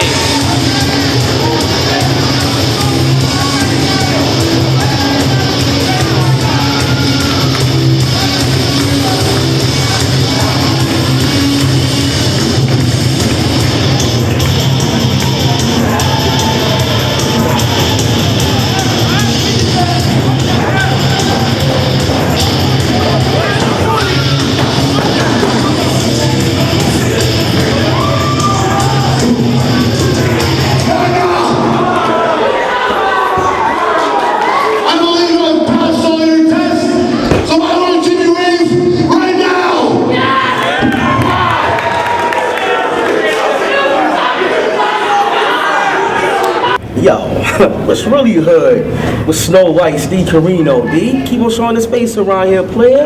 He's sleeping on us or something, yo. What's really hood with that, D? He ain't important. He's not important, man. Forget about him. Alright, smart like the chicken wing then. He ain't nothing. So what's really hood? What's really hood? What's really hood is about American Dragon. You know, after that match, I beat your ass. I broke your arm. Oh, American Dragon, your arm hurt.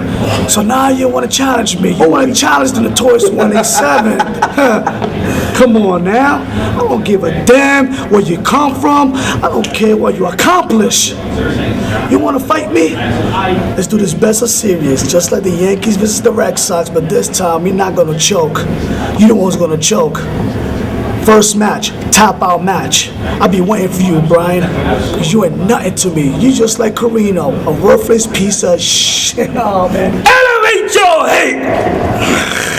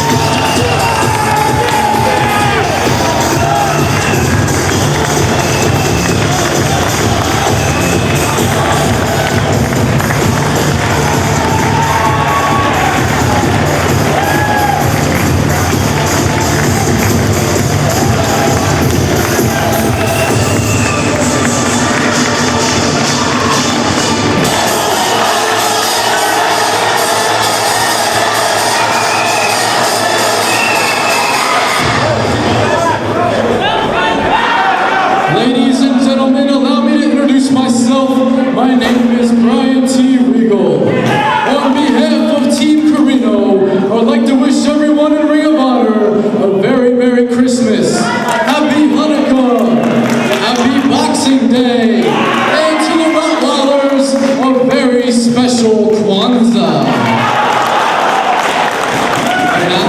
They're not? My apologies. Everyone knows that Philadelphia has always been a professional wrestling town. Real men's men come from Philadelphia, PA. To be considered a legend here, you are one of the all-time greats in professional wrestling.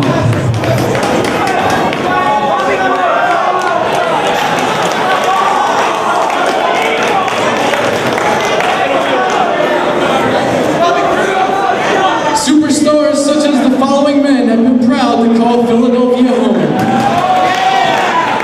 Johnny Hotbody, Maniac Jimmy Dio, The Boy Gone Bad, The Rockin' Rebel,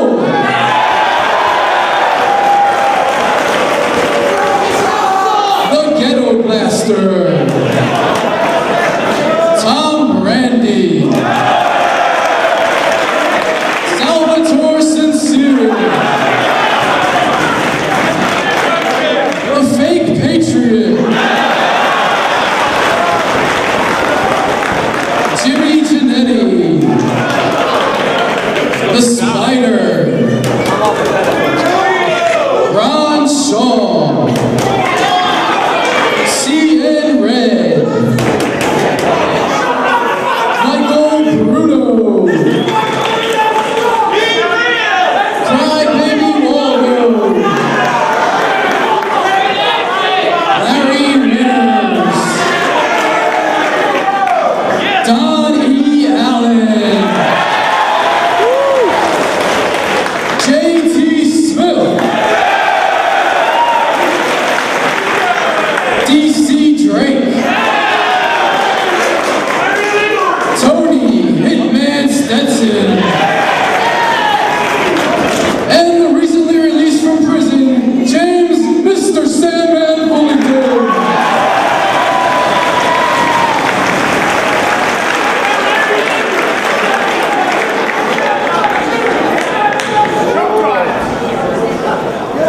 What the hell are you doing? That's my gimmick. Sorry, I'm new here. In the Christmas tradition of it being better to give than to receive, the man in the ring wearing the yellow and black has decided to give his friend CM Punk the gift that keeps on giving. No, not the clap, but the knowledge of knowing that without this man, CM Punk would probably be working in the opening match against one of his students. From the greatest wrestling city in the world, Philadelphia, Pennsylvania, weighing in tonight at 110 kilos. That's 242 pounds for the Virgin in the Green Lantern jersey.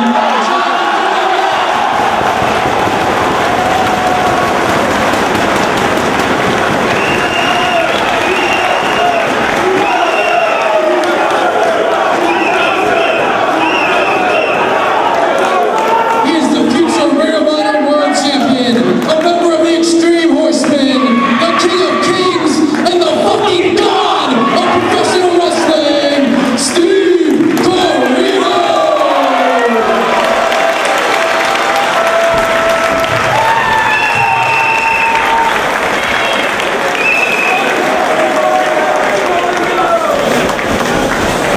It is now time for a grudge tag team match.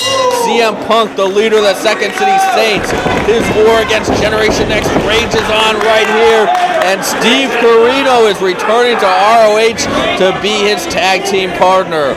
All kinds of seconds in the corner of Corino and Punk, including Punk's girlfriend Tracy Brooks, and some of his students, as well as some of Corino's students. Roderick Strong taking Corino into the ropes.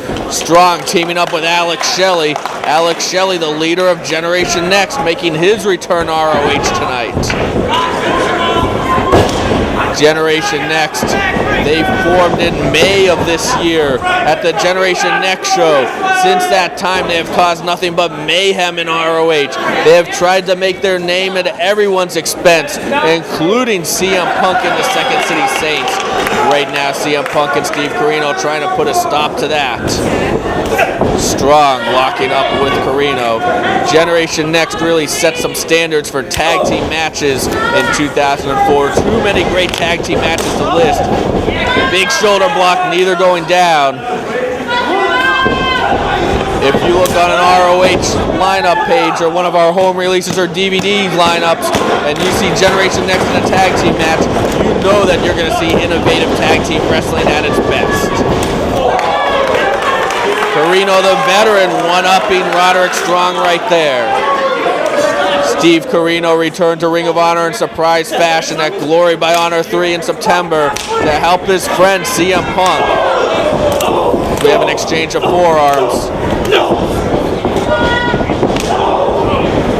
Big, heavy hitting forearms by both men.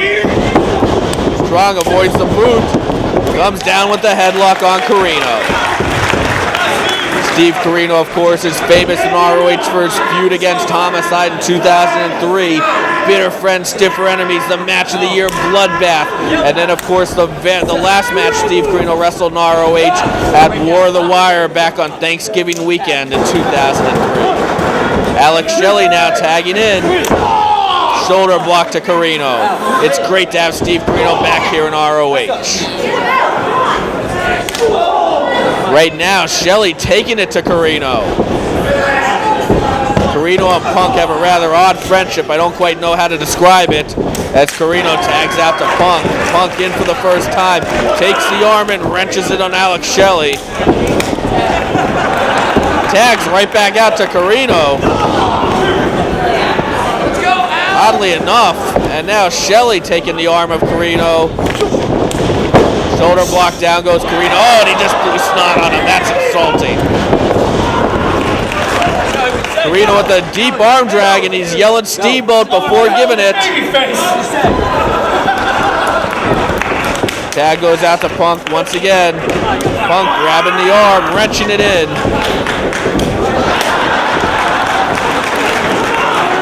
Corino can't believe it as Punk tags it back in. This odd relationship taking place one more time. Corino into the corner. Yelling Steamboat again and hooking that deep arm drag. Of course, Punk has that history with Steamboat. They had perhaps maybe the most intense feud in ROH, even if there wasn't a match. Corino ducks the tag this time. Punk and Steamboat, though, becoming allies at the end of it. Who will ever forget that at Reborn Completion? Roderick Strong coming in, Punk in the wrong corner. Big chop, big forearm. Strong hits so hard.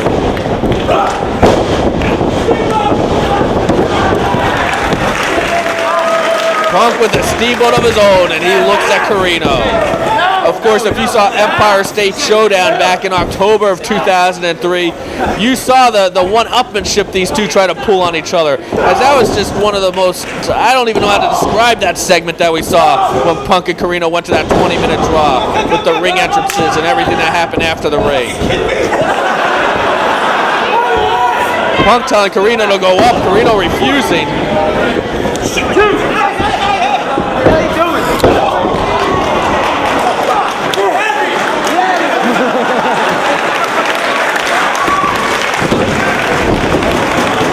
Punk using Corino for extra weight on the knee drop. Corino looks a little bit perturbed. Corino and Punk are like those two friends that they're best friends, but they're always in competition with each other. Right now, though, Corino better think about tagging out to his friend as he is in Generation Next corner.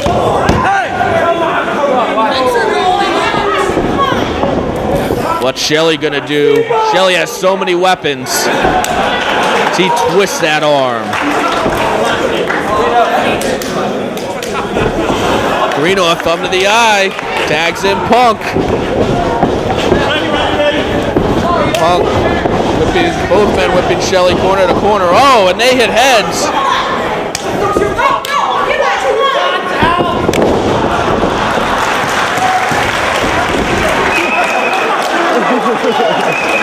What's going on with Punk and Carino? Punk wants revenge on Generation Next. And he's on his way to getting it with that pinpoint dropkick to the back of Shelley's head.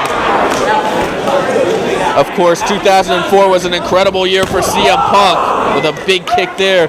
Ooh, that trilogy with Samoa Joe will go down as legendary. 2 one-hour draws, and of course that last match at All-Star Extravaganza, Punk falling short in his bid for the title though.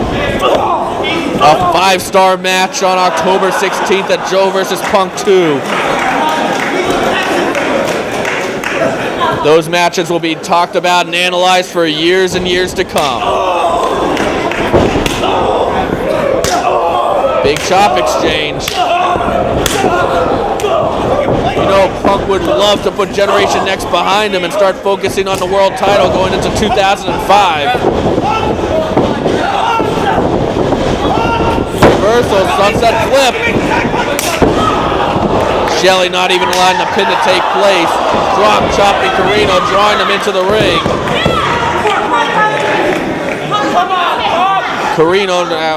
Shelley stalking Punk. Goes after the eyes. Gary Moore has got to keep an eye on Generation Next in this one, as Generation Next have known to take advantage of the rules in these tag team matches. Shelley now with a choke. Strong with a boot across the eyes.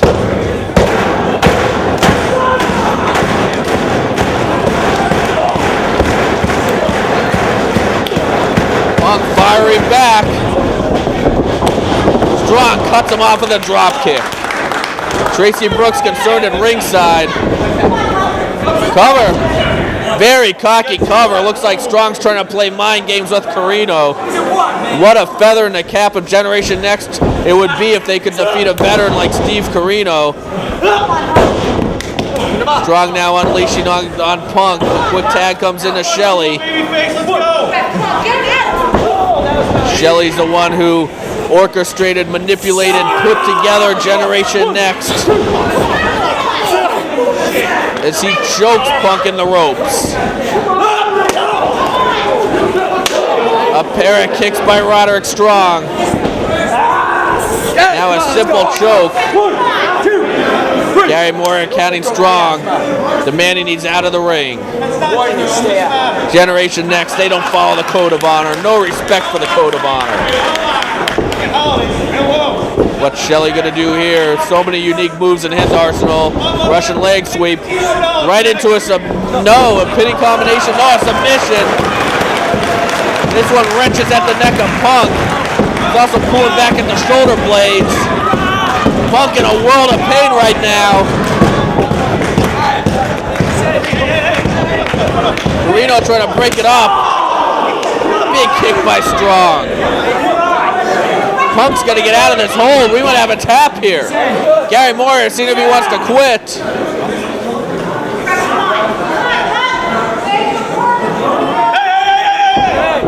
Here comes Strong. Carino takes advantage of it with a kick of his own, but it doesn't break the hold. Carino saying it's fair play.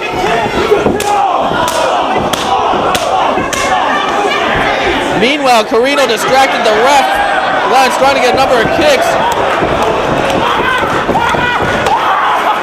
Tracy Brooks distracting everybody, and who can blame him? I couldn't do that a year ago. Allowing Carino to kick Shelley, and Punk is out of the hold.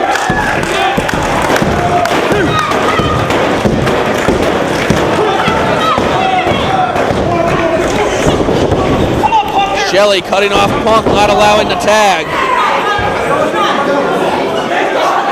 Generation Next put out Punk's tag team partner, Colt Cabana. Cabana coming back for revenge in Boston on the next show. Strong spitting at Carino.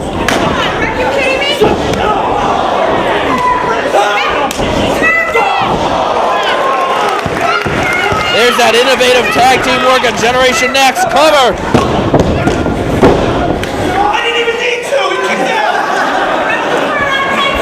Carino saying he didn't even need to kick Punk. Or excuse me, kick Strong to release that to stop the pinfall. Come on, say. Come on. Strong now with that knee buried in the spine of the back of CM Punk. That back has already absorbed a lot of punishment. You see the pain on Punk's face. Punk trying to get out of it. Yes! Punk whipping Strong into the ropes. Strong's got him hooked. Pepsi twist. Punk close to his corner. Carino trying to urge him on. Can Punk make the tag? Alex Shelley wants it. He's ready. He's waiting for the tag. Can Generation Next make their name at Punk's expense? Carino's in. He's taking it to Strong and Shelley. The leader of Generation Next is slammed. Here comes Strong though, whipping Carino in.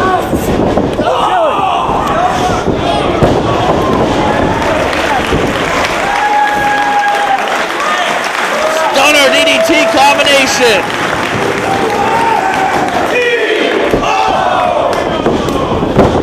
Carino calls for the STO and gets it. Big lariat, down goes Strong. Carino's cleaning house. Enziguri, Carino flying. I haven't seen that out of him in a long time.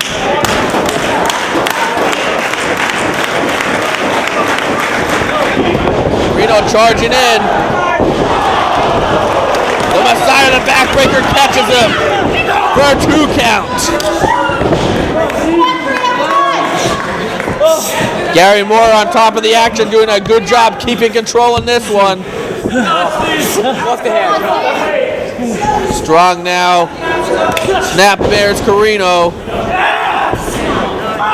Once again, driving that knee into the back of Carino this time.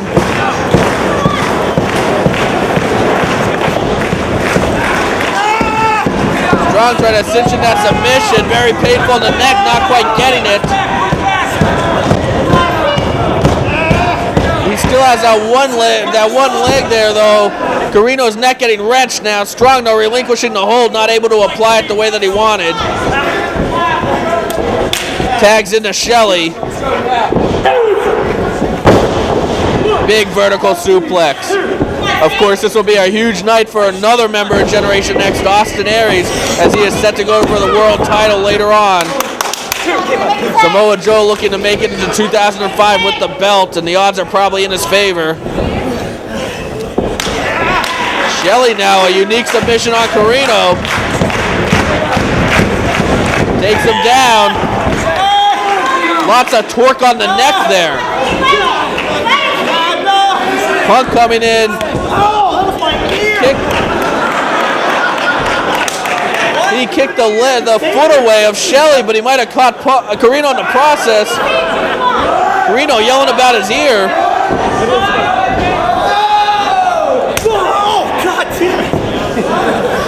Shelley now tags into Strong. Come on, Shelley, let's go. You got 5. Come on. Let's go. Double team on Carino. 2, 3. Very effective teamwork, as usual, from Generation Next.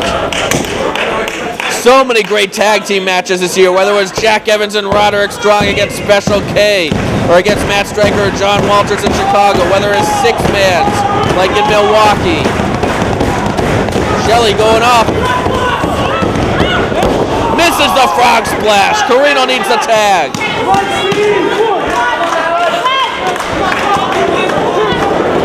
Carino inching over into the corner. There it is.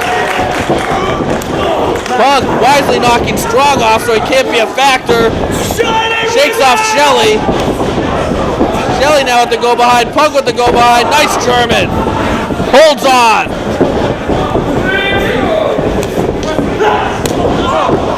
Oh, into a big boot. Generation Next are like clockwork together. Big leg lariat and a super kick. There's the Shining Wizard. Didn't quite get it to full impact, but still enough to put Shelley down.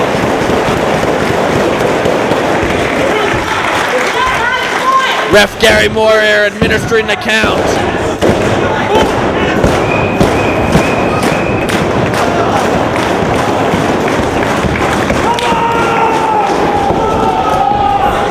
Punk going after Shelley. Underhook. Welcome to Chicago. Cover. Gary Moore only a 2 count.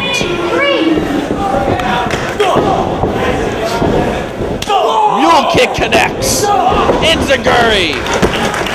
Cover. No, he's going for that Anaconda Vice. Did you see how quick Shelley was to wave it strong? He must have been in a world of pain. Carino taking Strong to the floor. Punk and Shelley are your legal men. Punk maybe for another Pepsi twist. No. Shelley nails it. Shell shock. Cover. Carino with the save, and it's a good thing because Alex Shelley has pinned a number of people with that move. Strong now tosses Carino out. He's got Punk. Big backbreaker on Punk. Cover. We have the leader of Generation Next in there against the leader of the Second City Saints. Carino comes in but gets cut off. Tornado DDT, no, blocked. Heart attack. Punk back to the Anaconda Vice. It tears at the arm, wrenches at the neck, and Shelley's tapping. The leader of Generation Next is tapped to the leader of the Second City States. Punk gets revenge.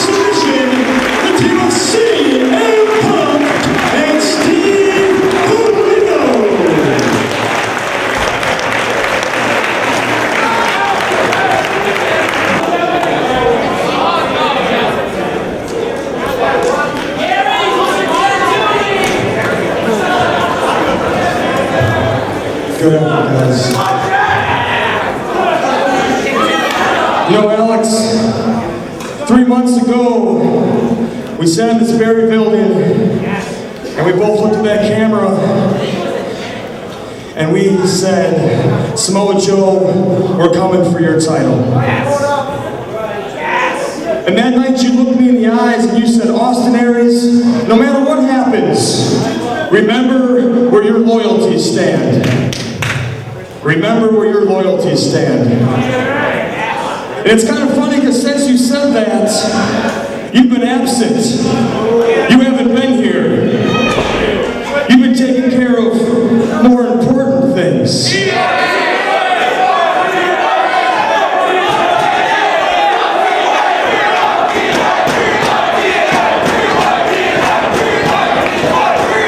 That brings us to tonight, where I get my shot at Samoa Joe and the ROH title. But before I take the top spot in this company, there's one more spot I want. And that's your spot as the leader of Generation Next. So like you said to so many competitors here in ROH, right now, I'm giving you an ultimatum. I'm giving you 5 seconds to either step down or get beat down.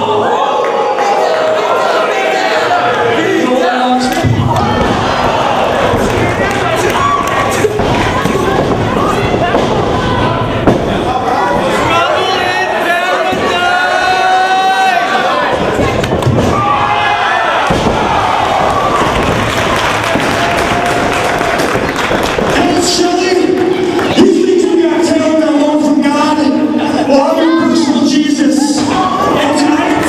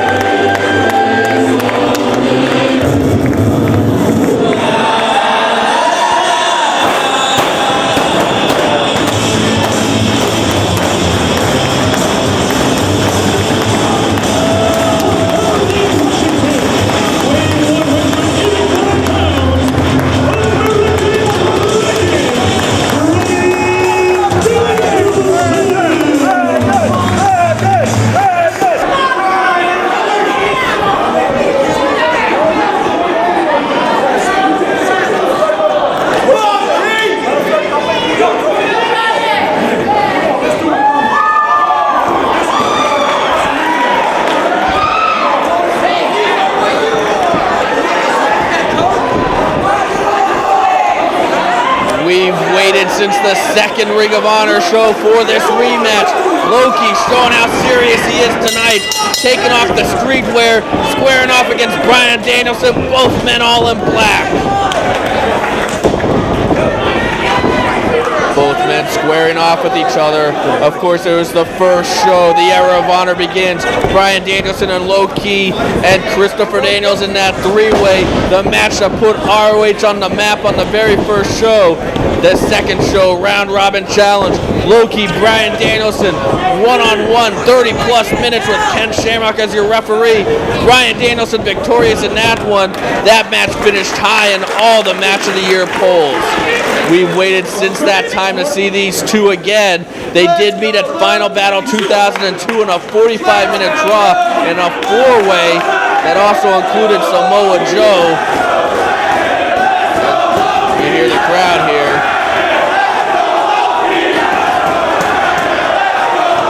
Hey, Jimmy Bauer.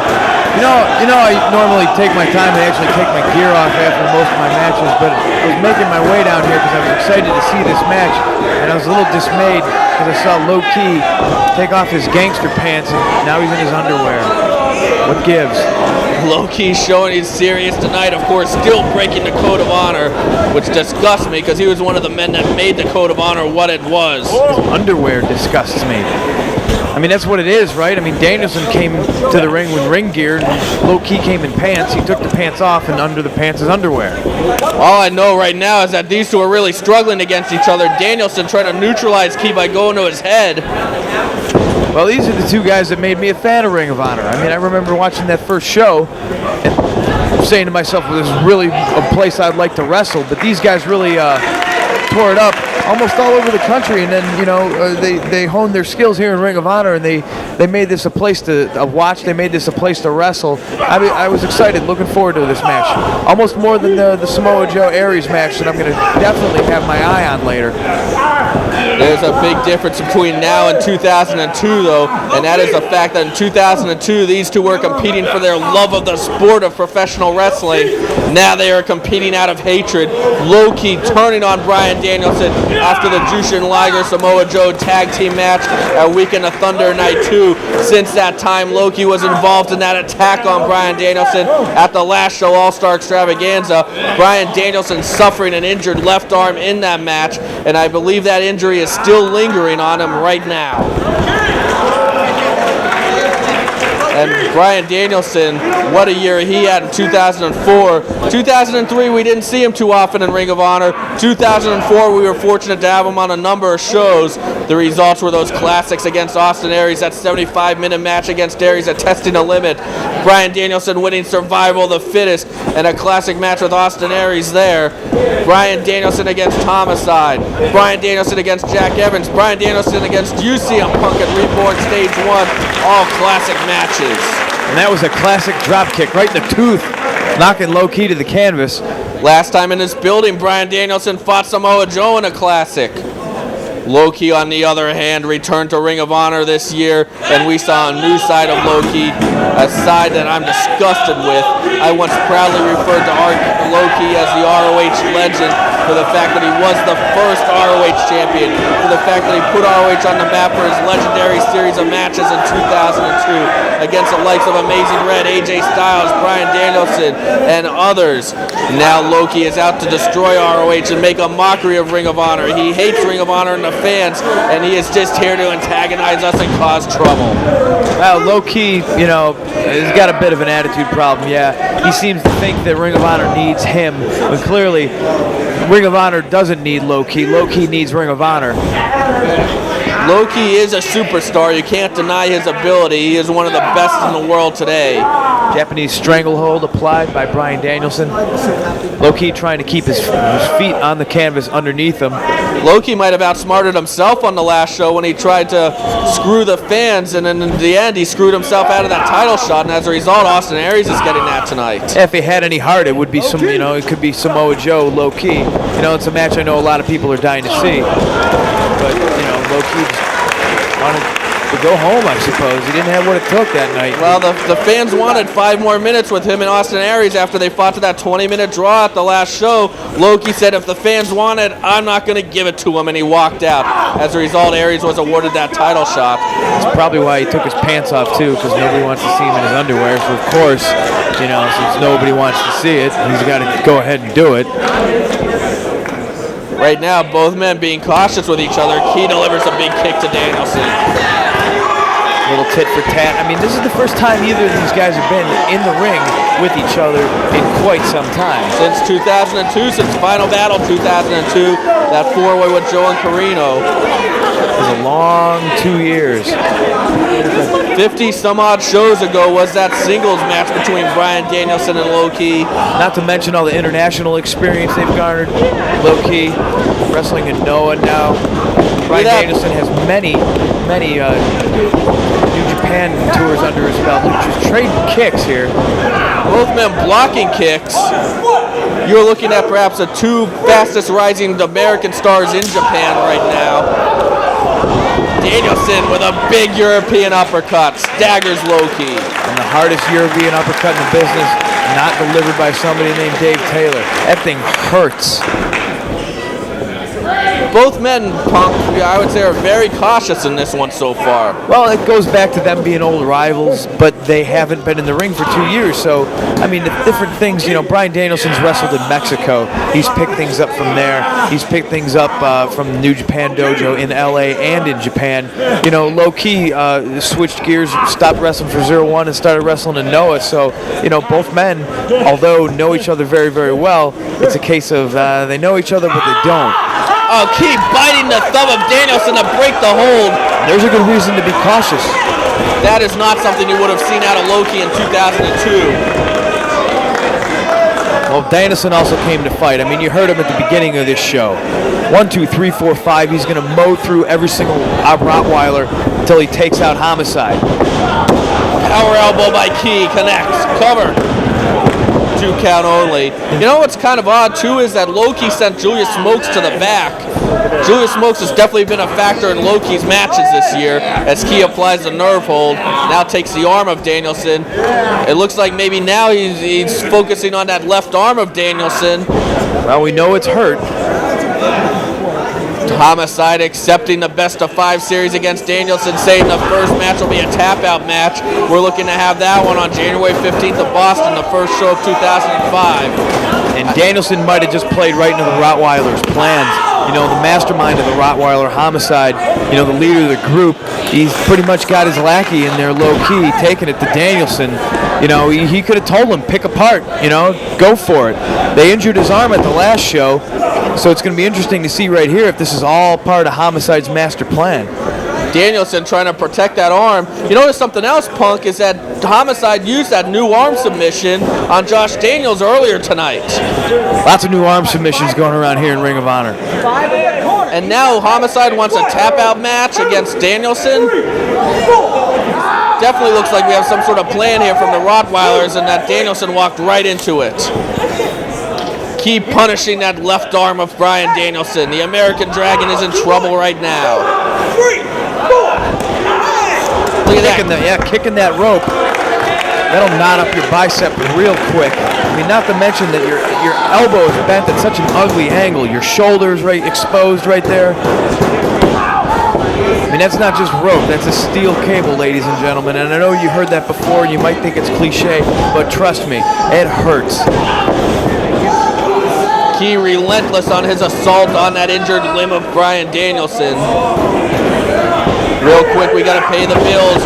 ROHWrestling.com, 215-781-2500 for all your ROH DVD needs, including the Straight Shooting series. Straight Shooting with Jushin Liger is out now.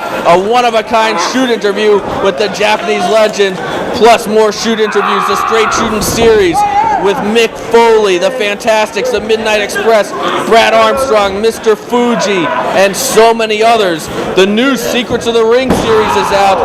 We have the first 2 editions with Jim Cornette and Dusty Rhodes are out. That is a how-to guide to wrestling. They talk about booking, psychology. They talk about it all.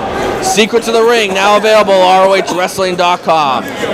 I gotta wonder how, what kind of condition that arm is in. I mean, you see Danielson, it's almost like he's trying to reach around with his other hand and just move his other arm out of position. I mean, it seems to be pinned behind his back. And then instances where people have separated their shoulders, I've known people to not be able to raise or lower their arm. I mean, your arm can pretty much get stuck where it gets popped out. So the referee's got to use his discretion right here. Danielson, he might have a dislocated elbow or shoulder. That's what I'm saying. I mean, if it popped out, it appeared to be just absolutely just stuck behind his back. Danielson screaming in pain when he was trying to move that arm back into position. Bryan Danielson, he's normally known for his sportsmanship as a classic wrestler, but he is angry for the first time in his ROH career. He's pissed off and he wants revenge. Yeah, he's pissed off, and you definitely can't count the man out, even though that arm is not 100%. And here you go, you get a series of kicks, something you haven't seen out of American Dragon since the last time he wrestled Low Ki. What's he doing now? He's telling the ref to pull his arm into place. The ref does it, and Ki once again fires onto that arm.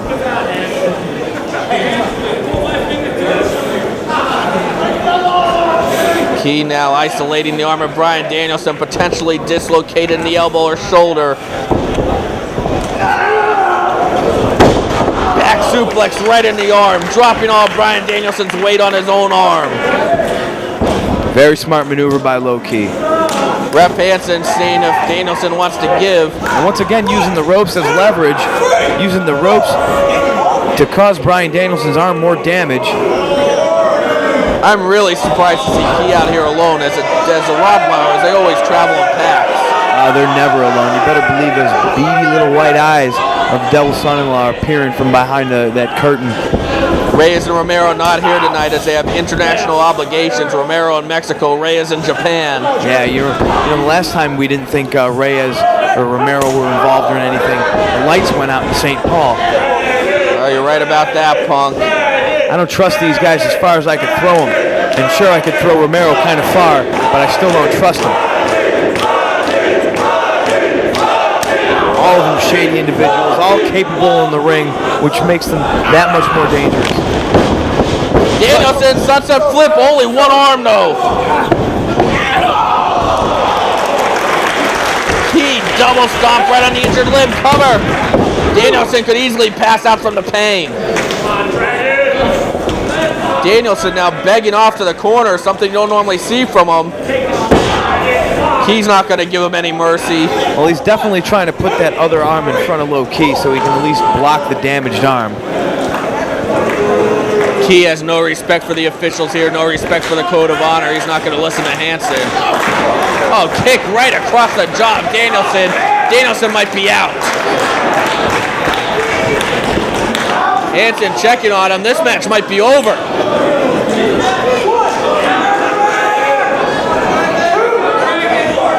This could be it, Punk. Danielson, hold on, his arm's moving. He's showing some signs of life. Come on, Ki. Is that all you got? Is that all you got, Ki? Danielson calling for Ki.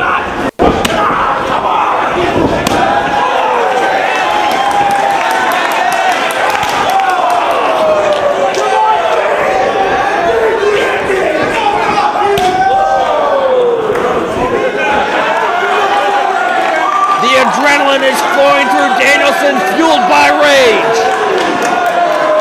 Ki backing off. He's puzzled. He's stunned. Ki may be thinking twice. Now offering that handshake. Oh, come on.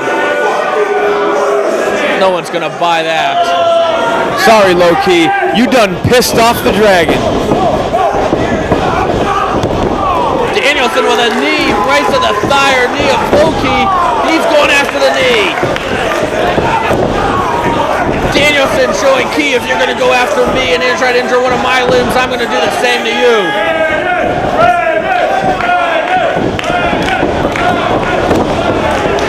Down goes Ki. Snapmare by Danielson. He's twisting the knee, twisting the leg of Low Ki.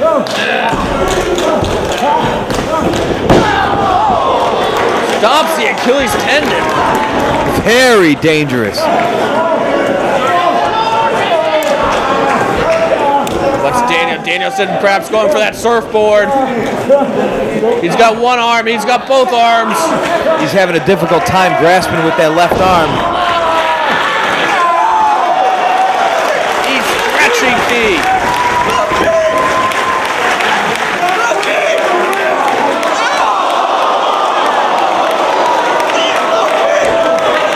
The crowd gasping at how Danielson is torturing Low-Key.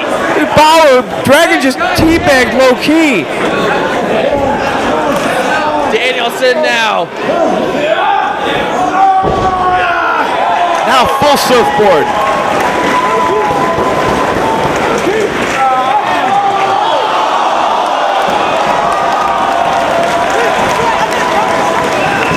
That's a hell of a move right there. That's painful just to look at. Imagine how Low-Key feels.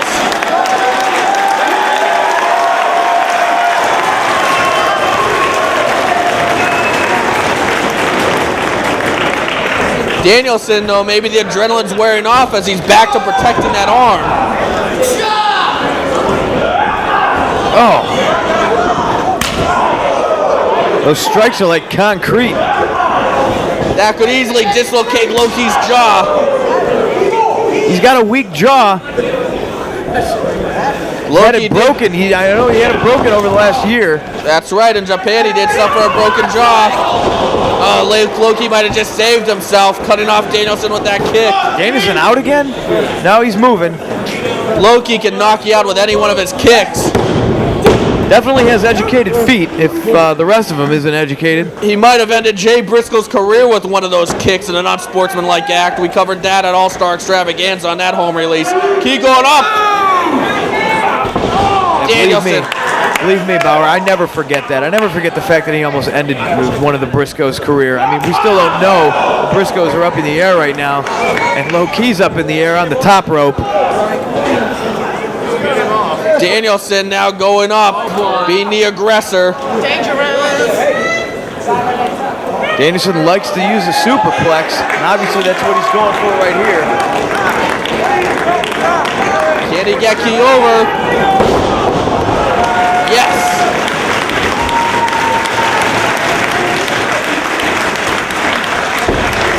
Goes for the cover.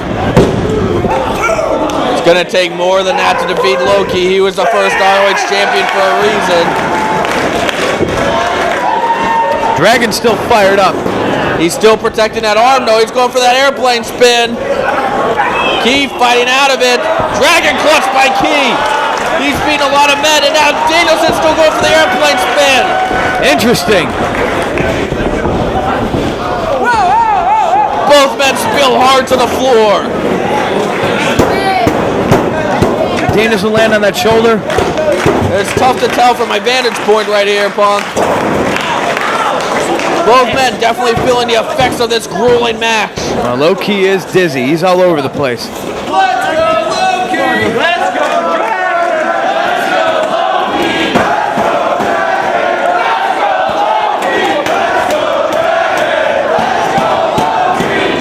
What a night we've seen so far, Bauer. You're in a great match, CM Punk. Yeah, and I won. And I don't know what was better, me winning or Alex Shelley getting kicked out of Generation Next right after. I know I'm enjoying this right here. As whoa, Key over the guardrail. This is something you wouldn't have seen out of these two in 2002. He almost capo kicked that fan. Where's the referee? Well, there are no countouts in ROH, but he's gonna airplane spin him into the Maui Wowie hut. An airplane spin in the crowd. They're gonna take out the hard camera scaffold. Danielson airplane spinning Low-Key all around the building.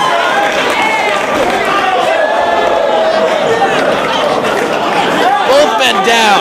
No countouts, but if you're out there for too long, the ref can DQ you. Right now, I don't think either man is thinking about winning this match. This is a fight. Well, we knew it would be. I mean, Dragon said, like I said earlier, beginning of the show, he came here to fight. Black trunks, black kick pads, beard and all. He's pissed off and he's looking to even the score. They are going towards the back of the building. Hanson might want to ring the bell on this one. This one's raging out of control. Key sent into that concrete wall. Oh, wait a second. No. Homicide and Julius Smokes jumping Danielson. I almost thought a fan hit him, but it's Homicide. We were having a great match here. No, Homicide, don't do it! Homicide! Homicide with that chair across the arm of Bryan Danielson. And here comes the locker room. Jay Lethal's out. There's Anthony Franco. We had help from the locker room to save Bryan Danielson. We have another riot. Julius just hit him with an overhand right. That's one of my students. We got a riot here again. The Rottweilers causing another riot. Christmas ornaments everywhere. Lethal trying to save Bryan Danielson. Him and Homicide crawling into the lobby area. Where's Dragon? Somebody check on his arm. They're taking Danielson to the back. That arm might be broken. Danielson being rushed to the back. Danielson cannot continue. He is being rushed to the back for medical help. The Rottweilers isolating that arm, and this must have been a plan all along. Like a street gang. We saw Homicide use that new arm submission earlier tonight. Injuring Danielson's arm last show, and Loki had one objective in this match, and that was to go after the arm of Bryan Danielson. Another riot caused by the Rottweilers. Loki's back in the ring now. What's he doing? Uh-oh. Respect the officials. That's part of the code of honor. You can't physically touch an official here in ROH. Kill him! He asked for the mic. Nothing good happens when he's on the mic. You have no business declaring this match finished. He couldn't continue. If he couldn't continue, you should declare the match to me. I'm the winner. He's saying he should be the winner since Danielson can't continue. He won't fuck him up! Fuck him up! He demanding to be named the winner because Danielson can't continue. What nerve! Danielson, it was a 3-on-1 attack on the injured arm of Bryan Danielson. Hanson's gonna die. The locker room helping Bryan Danielson right now. No one's around to help Hanson.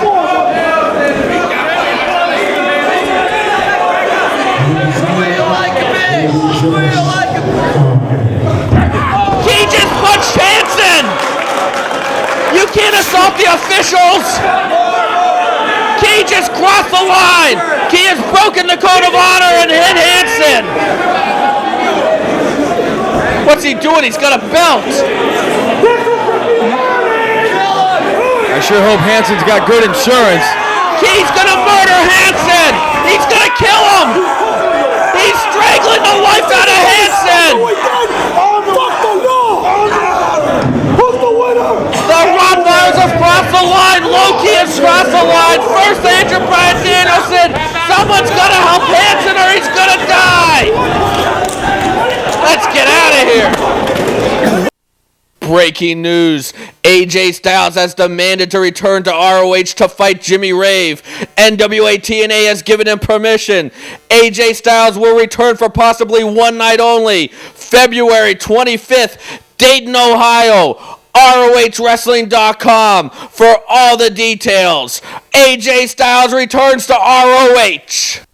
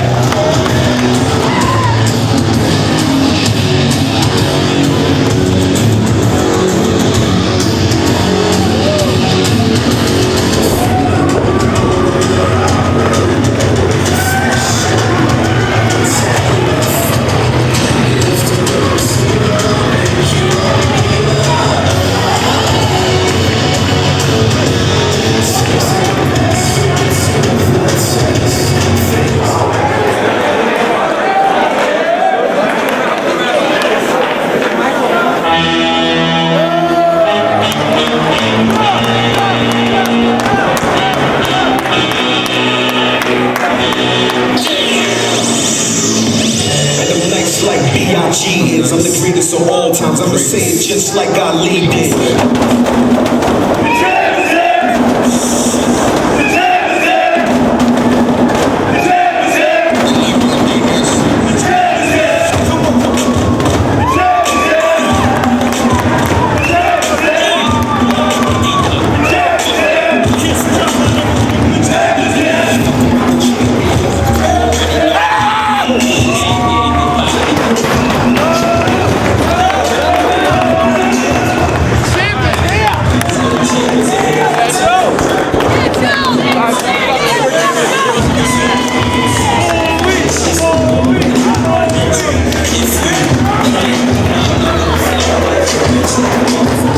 Let's go, don't make me put your heart in your lap. Up right, the beat, nigga, up on the track.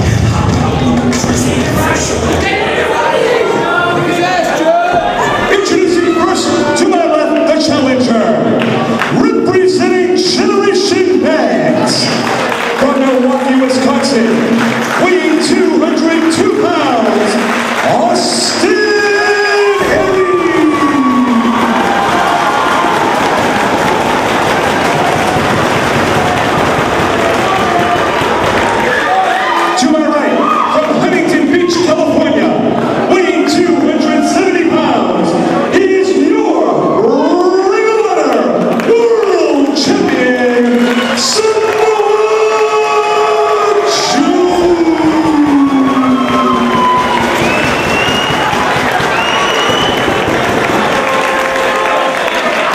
It's main event time.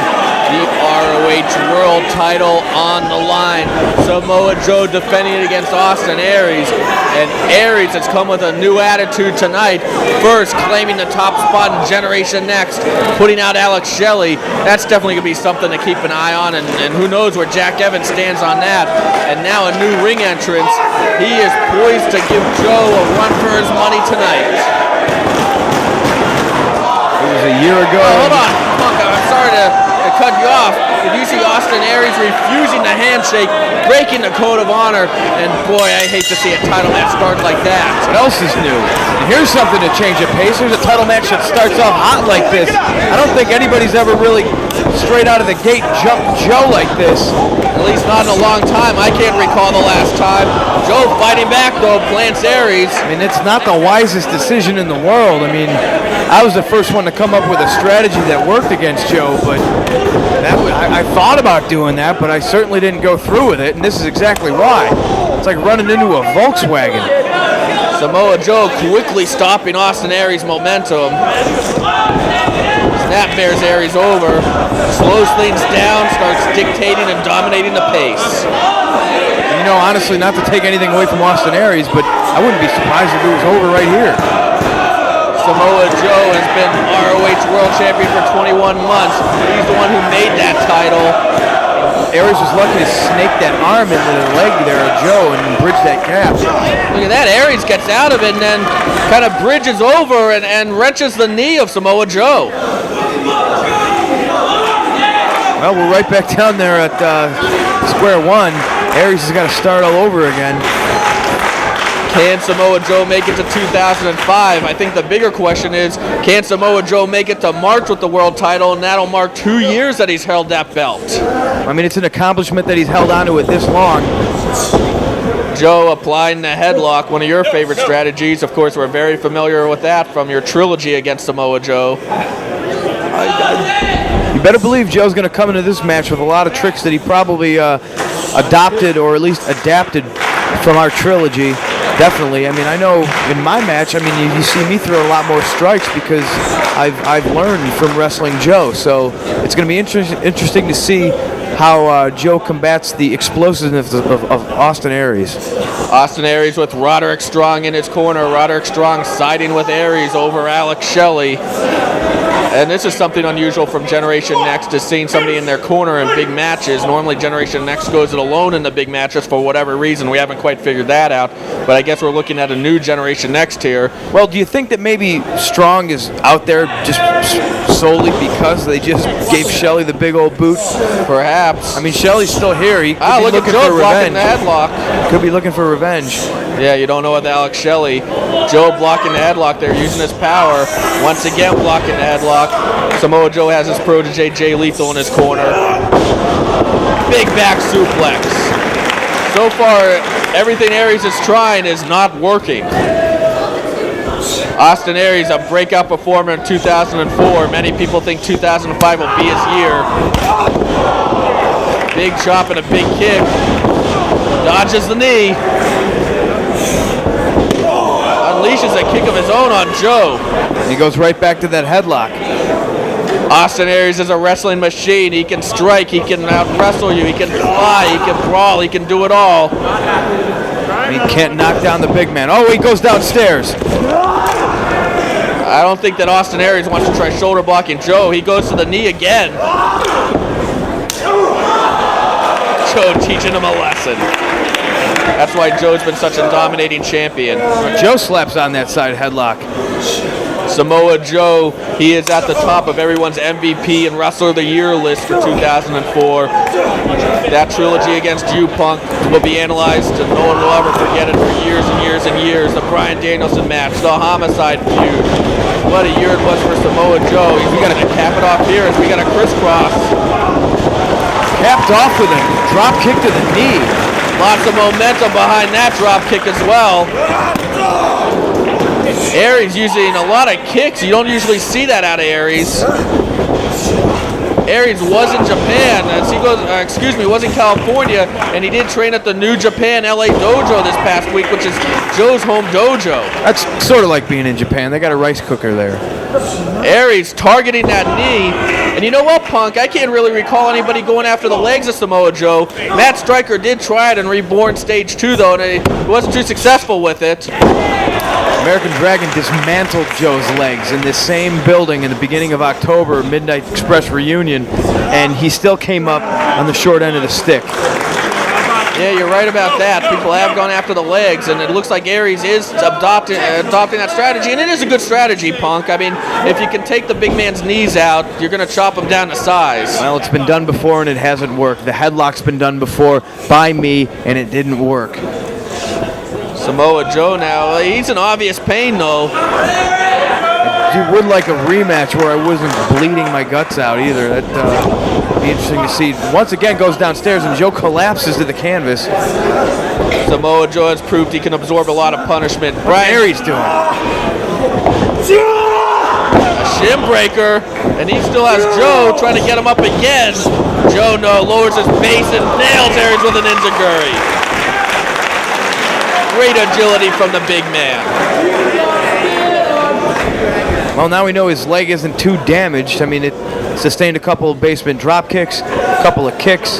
But, I mean, if you can get that vertical off the ground and hit that enziguri, you know it's not too damaged. I'm just throwing Aries around where he wants him to go. Well, Aries can't take a lot of punishment. He had his chin split open by Bryan Danielson at Survival of the Fittest, and he still put up quite a battle that night. Joe, big kick right to the ribs of Aries, trying to take the oxygen out of his body. It was a liver kick. Todd Sinclair now backing up Joe, telling Aries to step into the ring. He is underneath the bottom rope. Hold on, I got Artie in my earpiece right now, our producer, as Joe unleashing some strikes and chops on Aries. What's Artie saying? Low-key, Bryan Danielson is on his way to the hospital right now with an arm injury, and he is ruled the winner by DQ in the last bout. And Austin Aries is going to be on his way to the hospital. Sorry to interrupt this match with that update, but I'm sure the fans wanted to know that. Danielson on his way to the hospital, Loki in real hot water as a result of hitting referee Sean Hansen, and Loki ruled the loser in that match, Bryan Danielson, winning it by disqualification for the outside interference by Homicide and Julius Smokes. Austin Aries looking worse for wear right now, but you can't count him out. I mean, Bryan Danielson split his chin wide open, you know, and the kid kept on coming. I mean, he's double tough, but right now he's slumped in the corner, and Samoa Joe is just being himself. He's owning the kid right now. Samoa Joe almost playing around with Aries. Strikes, kicks, knees. Punches and chops Oh, he's putting a hurt on him, definitely. Yeah, he's definitely beating Aries. Another kick. This one could be over in a hurry at this rate. Aries better start mounting some offense, and he does. There's that tenacity of Austin Aries, that explosiveness. Fighting back, going for a suplex or a brain buster. He loves to use that brain buster, but Joe not even leaving his feet. The only thing he's going to get out of that is a hernia, maybe a slipped disc. Aries trying to knock Joe out with those forearms to the jaw. Charges in, up and over. Joe knocks Aries off the canvas. It could be tope time. Joe loves to use the big tope. This is absolutely going to clobber Aries. Oh, Aries slides out of the way. Aries now sails in. Joe nails him with a bicycle kick. Aries looks like he's only being kept up by that middle rope. He is only being kept up by that middle rope. His lifeless body is just hung out to dry. Joe loves to go for the choke, the muscle buster, the island driver. All dangerous weapons that he uses to defeat his adversaries. And he's put challenger after challenger down with all three of those weapons. In addition, he loves to go for the ole ole kick, and it looks like it could be ole ole time right now, CM Punk. He also likes to bust out that Chimeraplex in extreme situations.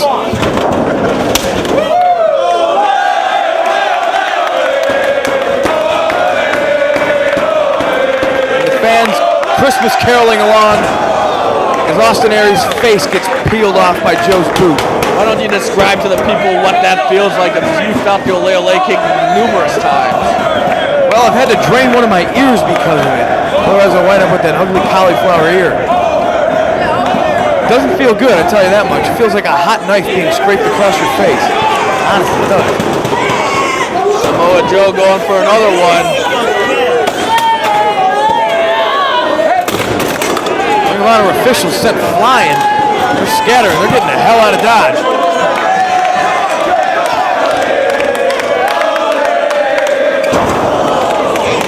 Once again, it connects. We've talked about the toughness of Austin Aries. You know that firsthand too, CM Punk. But I tell you what, he's going to be double tough to survive all this abuse. Well, Joe looks like he's setting him up for a third ole kick. Joe giving him a tour ringside. Austin Aries is trying to fight back. There wasn't much behind those punches, though. He's trying to muster something, but I wonder if he's just going to tire himself out. Look at that look in Aries' eyes. He is definitely dazed. Matt, I would move if I were you. Aries needs to reach deep in his reserves. He needs to come back soon.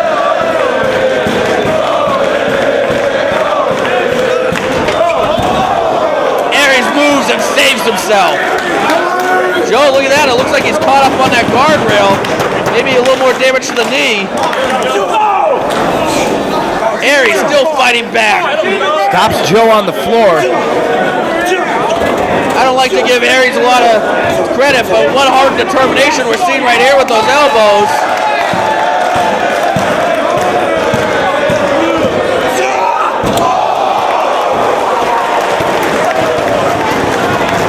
Like a heat-seeking missile on the floor, drop-kicking Joe right in the face.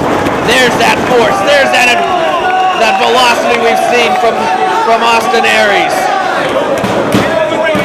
High-impact Austin Aries. He is a wrestling machine. Joe looks a little dazed right now in his eyes. Austin Aries, he loves to go for that 450 for the brain buster. Springs in with that elbow, but he's got the choke. This one could be over if Joe's able to get him on the canvas. He's got that choke. Aries rolls out of it. Impressive. Power slam. Cover. 2 count only. Austin Aries very impressive in escaping the choke. There's not a lot of people that escape that move. Well, he's gotten out of it once. There's definitely not a lot of people that have escaped it more than once. Aries going for the Hurricanrana. No, Joe blocks it. Powerbomb time. No! Aries nails it. Cover. Only two. 1 second champion. And you hear the referee, Todd Sinclair. Only two, the stress on the only, because you better believe the thickness in the air, the tension, everybody wondering, can Austin Aries get the 3 on Samoa Joe? You know what, if Austin Aries has survived everything he has, what's it going to take for Joe to beat him? Aries nails a third one of those missile drop kicks. Oh, we have yet to see Joe really unleash the big guns. Oh! Island driver! Cover!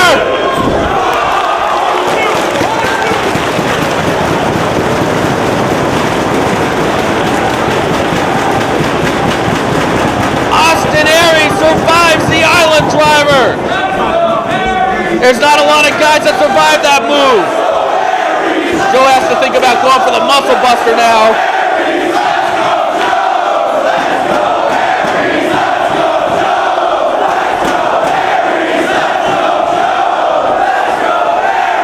Aries has survived the choke. He survived the Island driver. He survived the beating in the early going of this one. And for now survives a muscle buster attempt. Joe is at least setting up for it. Joe now climbing the ropes. Austin Aries still fighting.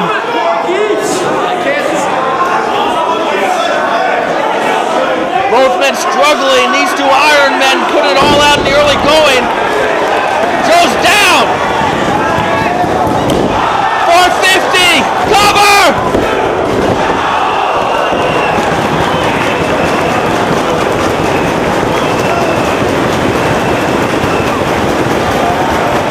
Slowly, Bauer, you see some people starting to stand up. There's an electricity building here right now. Final Battle 2004. A year ago, Austin Aries wasn't even in Ring of Honor. Can he beat the champ? He's going for the Brain Buster. Once again, Joe not even leaving his feet. Aries not able to get him up. Look at Joe lower his base, blocking the hold even further. Aries has to stop trying. Joe holds on, stops himself. Aries up and over. Joe once again knocks him off. Now he's going for the tope again. Sunset flip! Joe kicks out, but Aries with the crab! That's a Samoa Joe special. I've never seen it turned around and used on himself. Will Joe tap the bout away? What an atmosphere we have here. You gotta be here live to experience something like this. Joe's legs too big, his leg strength too much. Austin Aries manages to tackle the champ. He's going for it. Aries blocked the lariat, and he's got that stretcher's a fish hook in the mouth of Joe. Sinclair saying that's illegal, calling for Aries to break the hold. Come on, Austin. But the damage is done. He could have ripped Joe's mouth open. These two are putting it all on the line. We're not going to see a 60-minute match tonight, Punk. Both men coming out super aggressive in this one. It's getting emotional here.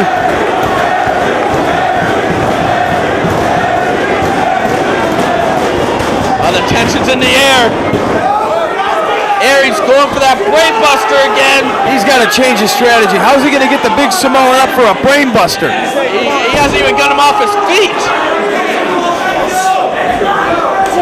Aries now big forearms to Joe, and look at Joe, he is tired. More and more people are starting to stand, Bauer. Aries looks like he's going for it again. No, Joe catches him.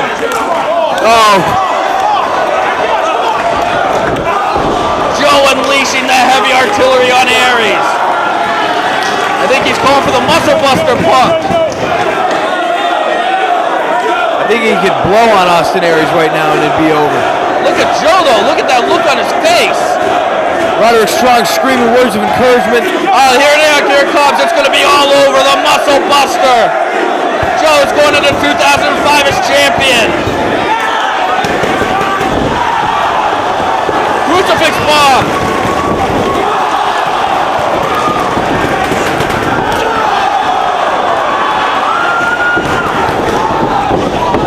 Aries back to the knee. What a kick.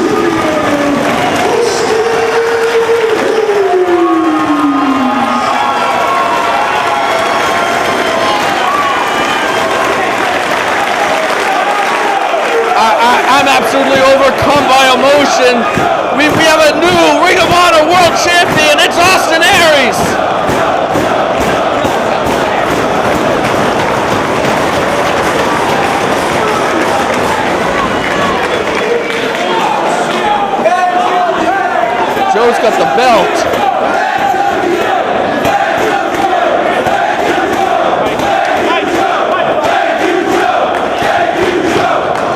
This is absolutely incredible.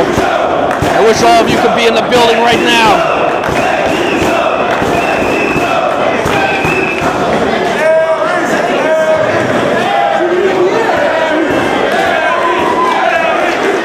What's Joe gonna say? Tears are flowing in the National Guard Armory here in Philadelphia.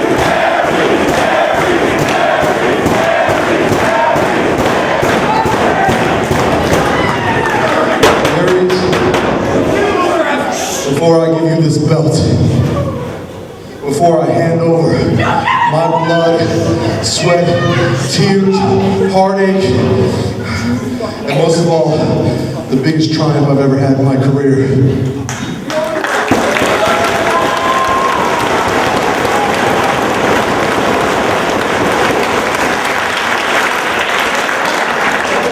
I ask one thing.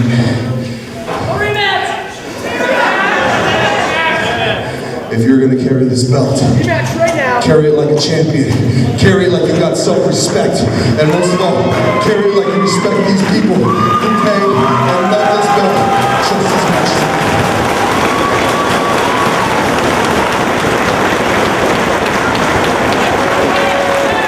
Aries shakes hands, follows the code of honor. He's gonna be an honorable champion.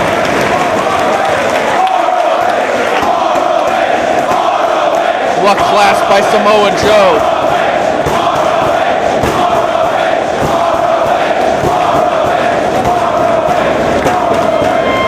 Austin Aries putting a flurry together on Samoa Joe unlike anybody in the past. The kick, the brainbuster, the crucifix bomb, the forearm, and finally the 450. No one has ever put together a combination like that on Joe.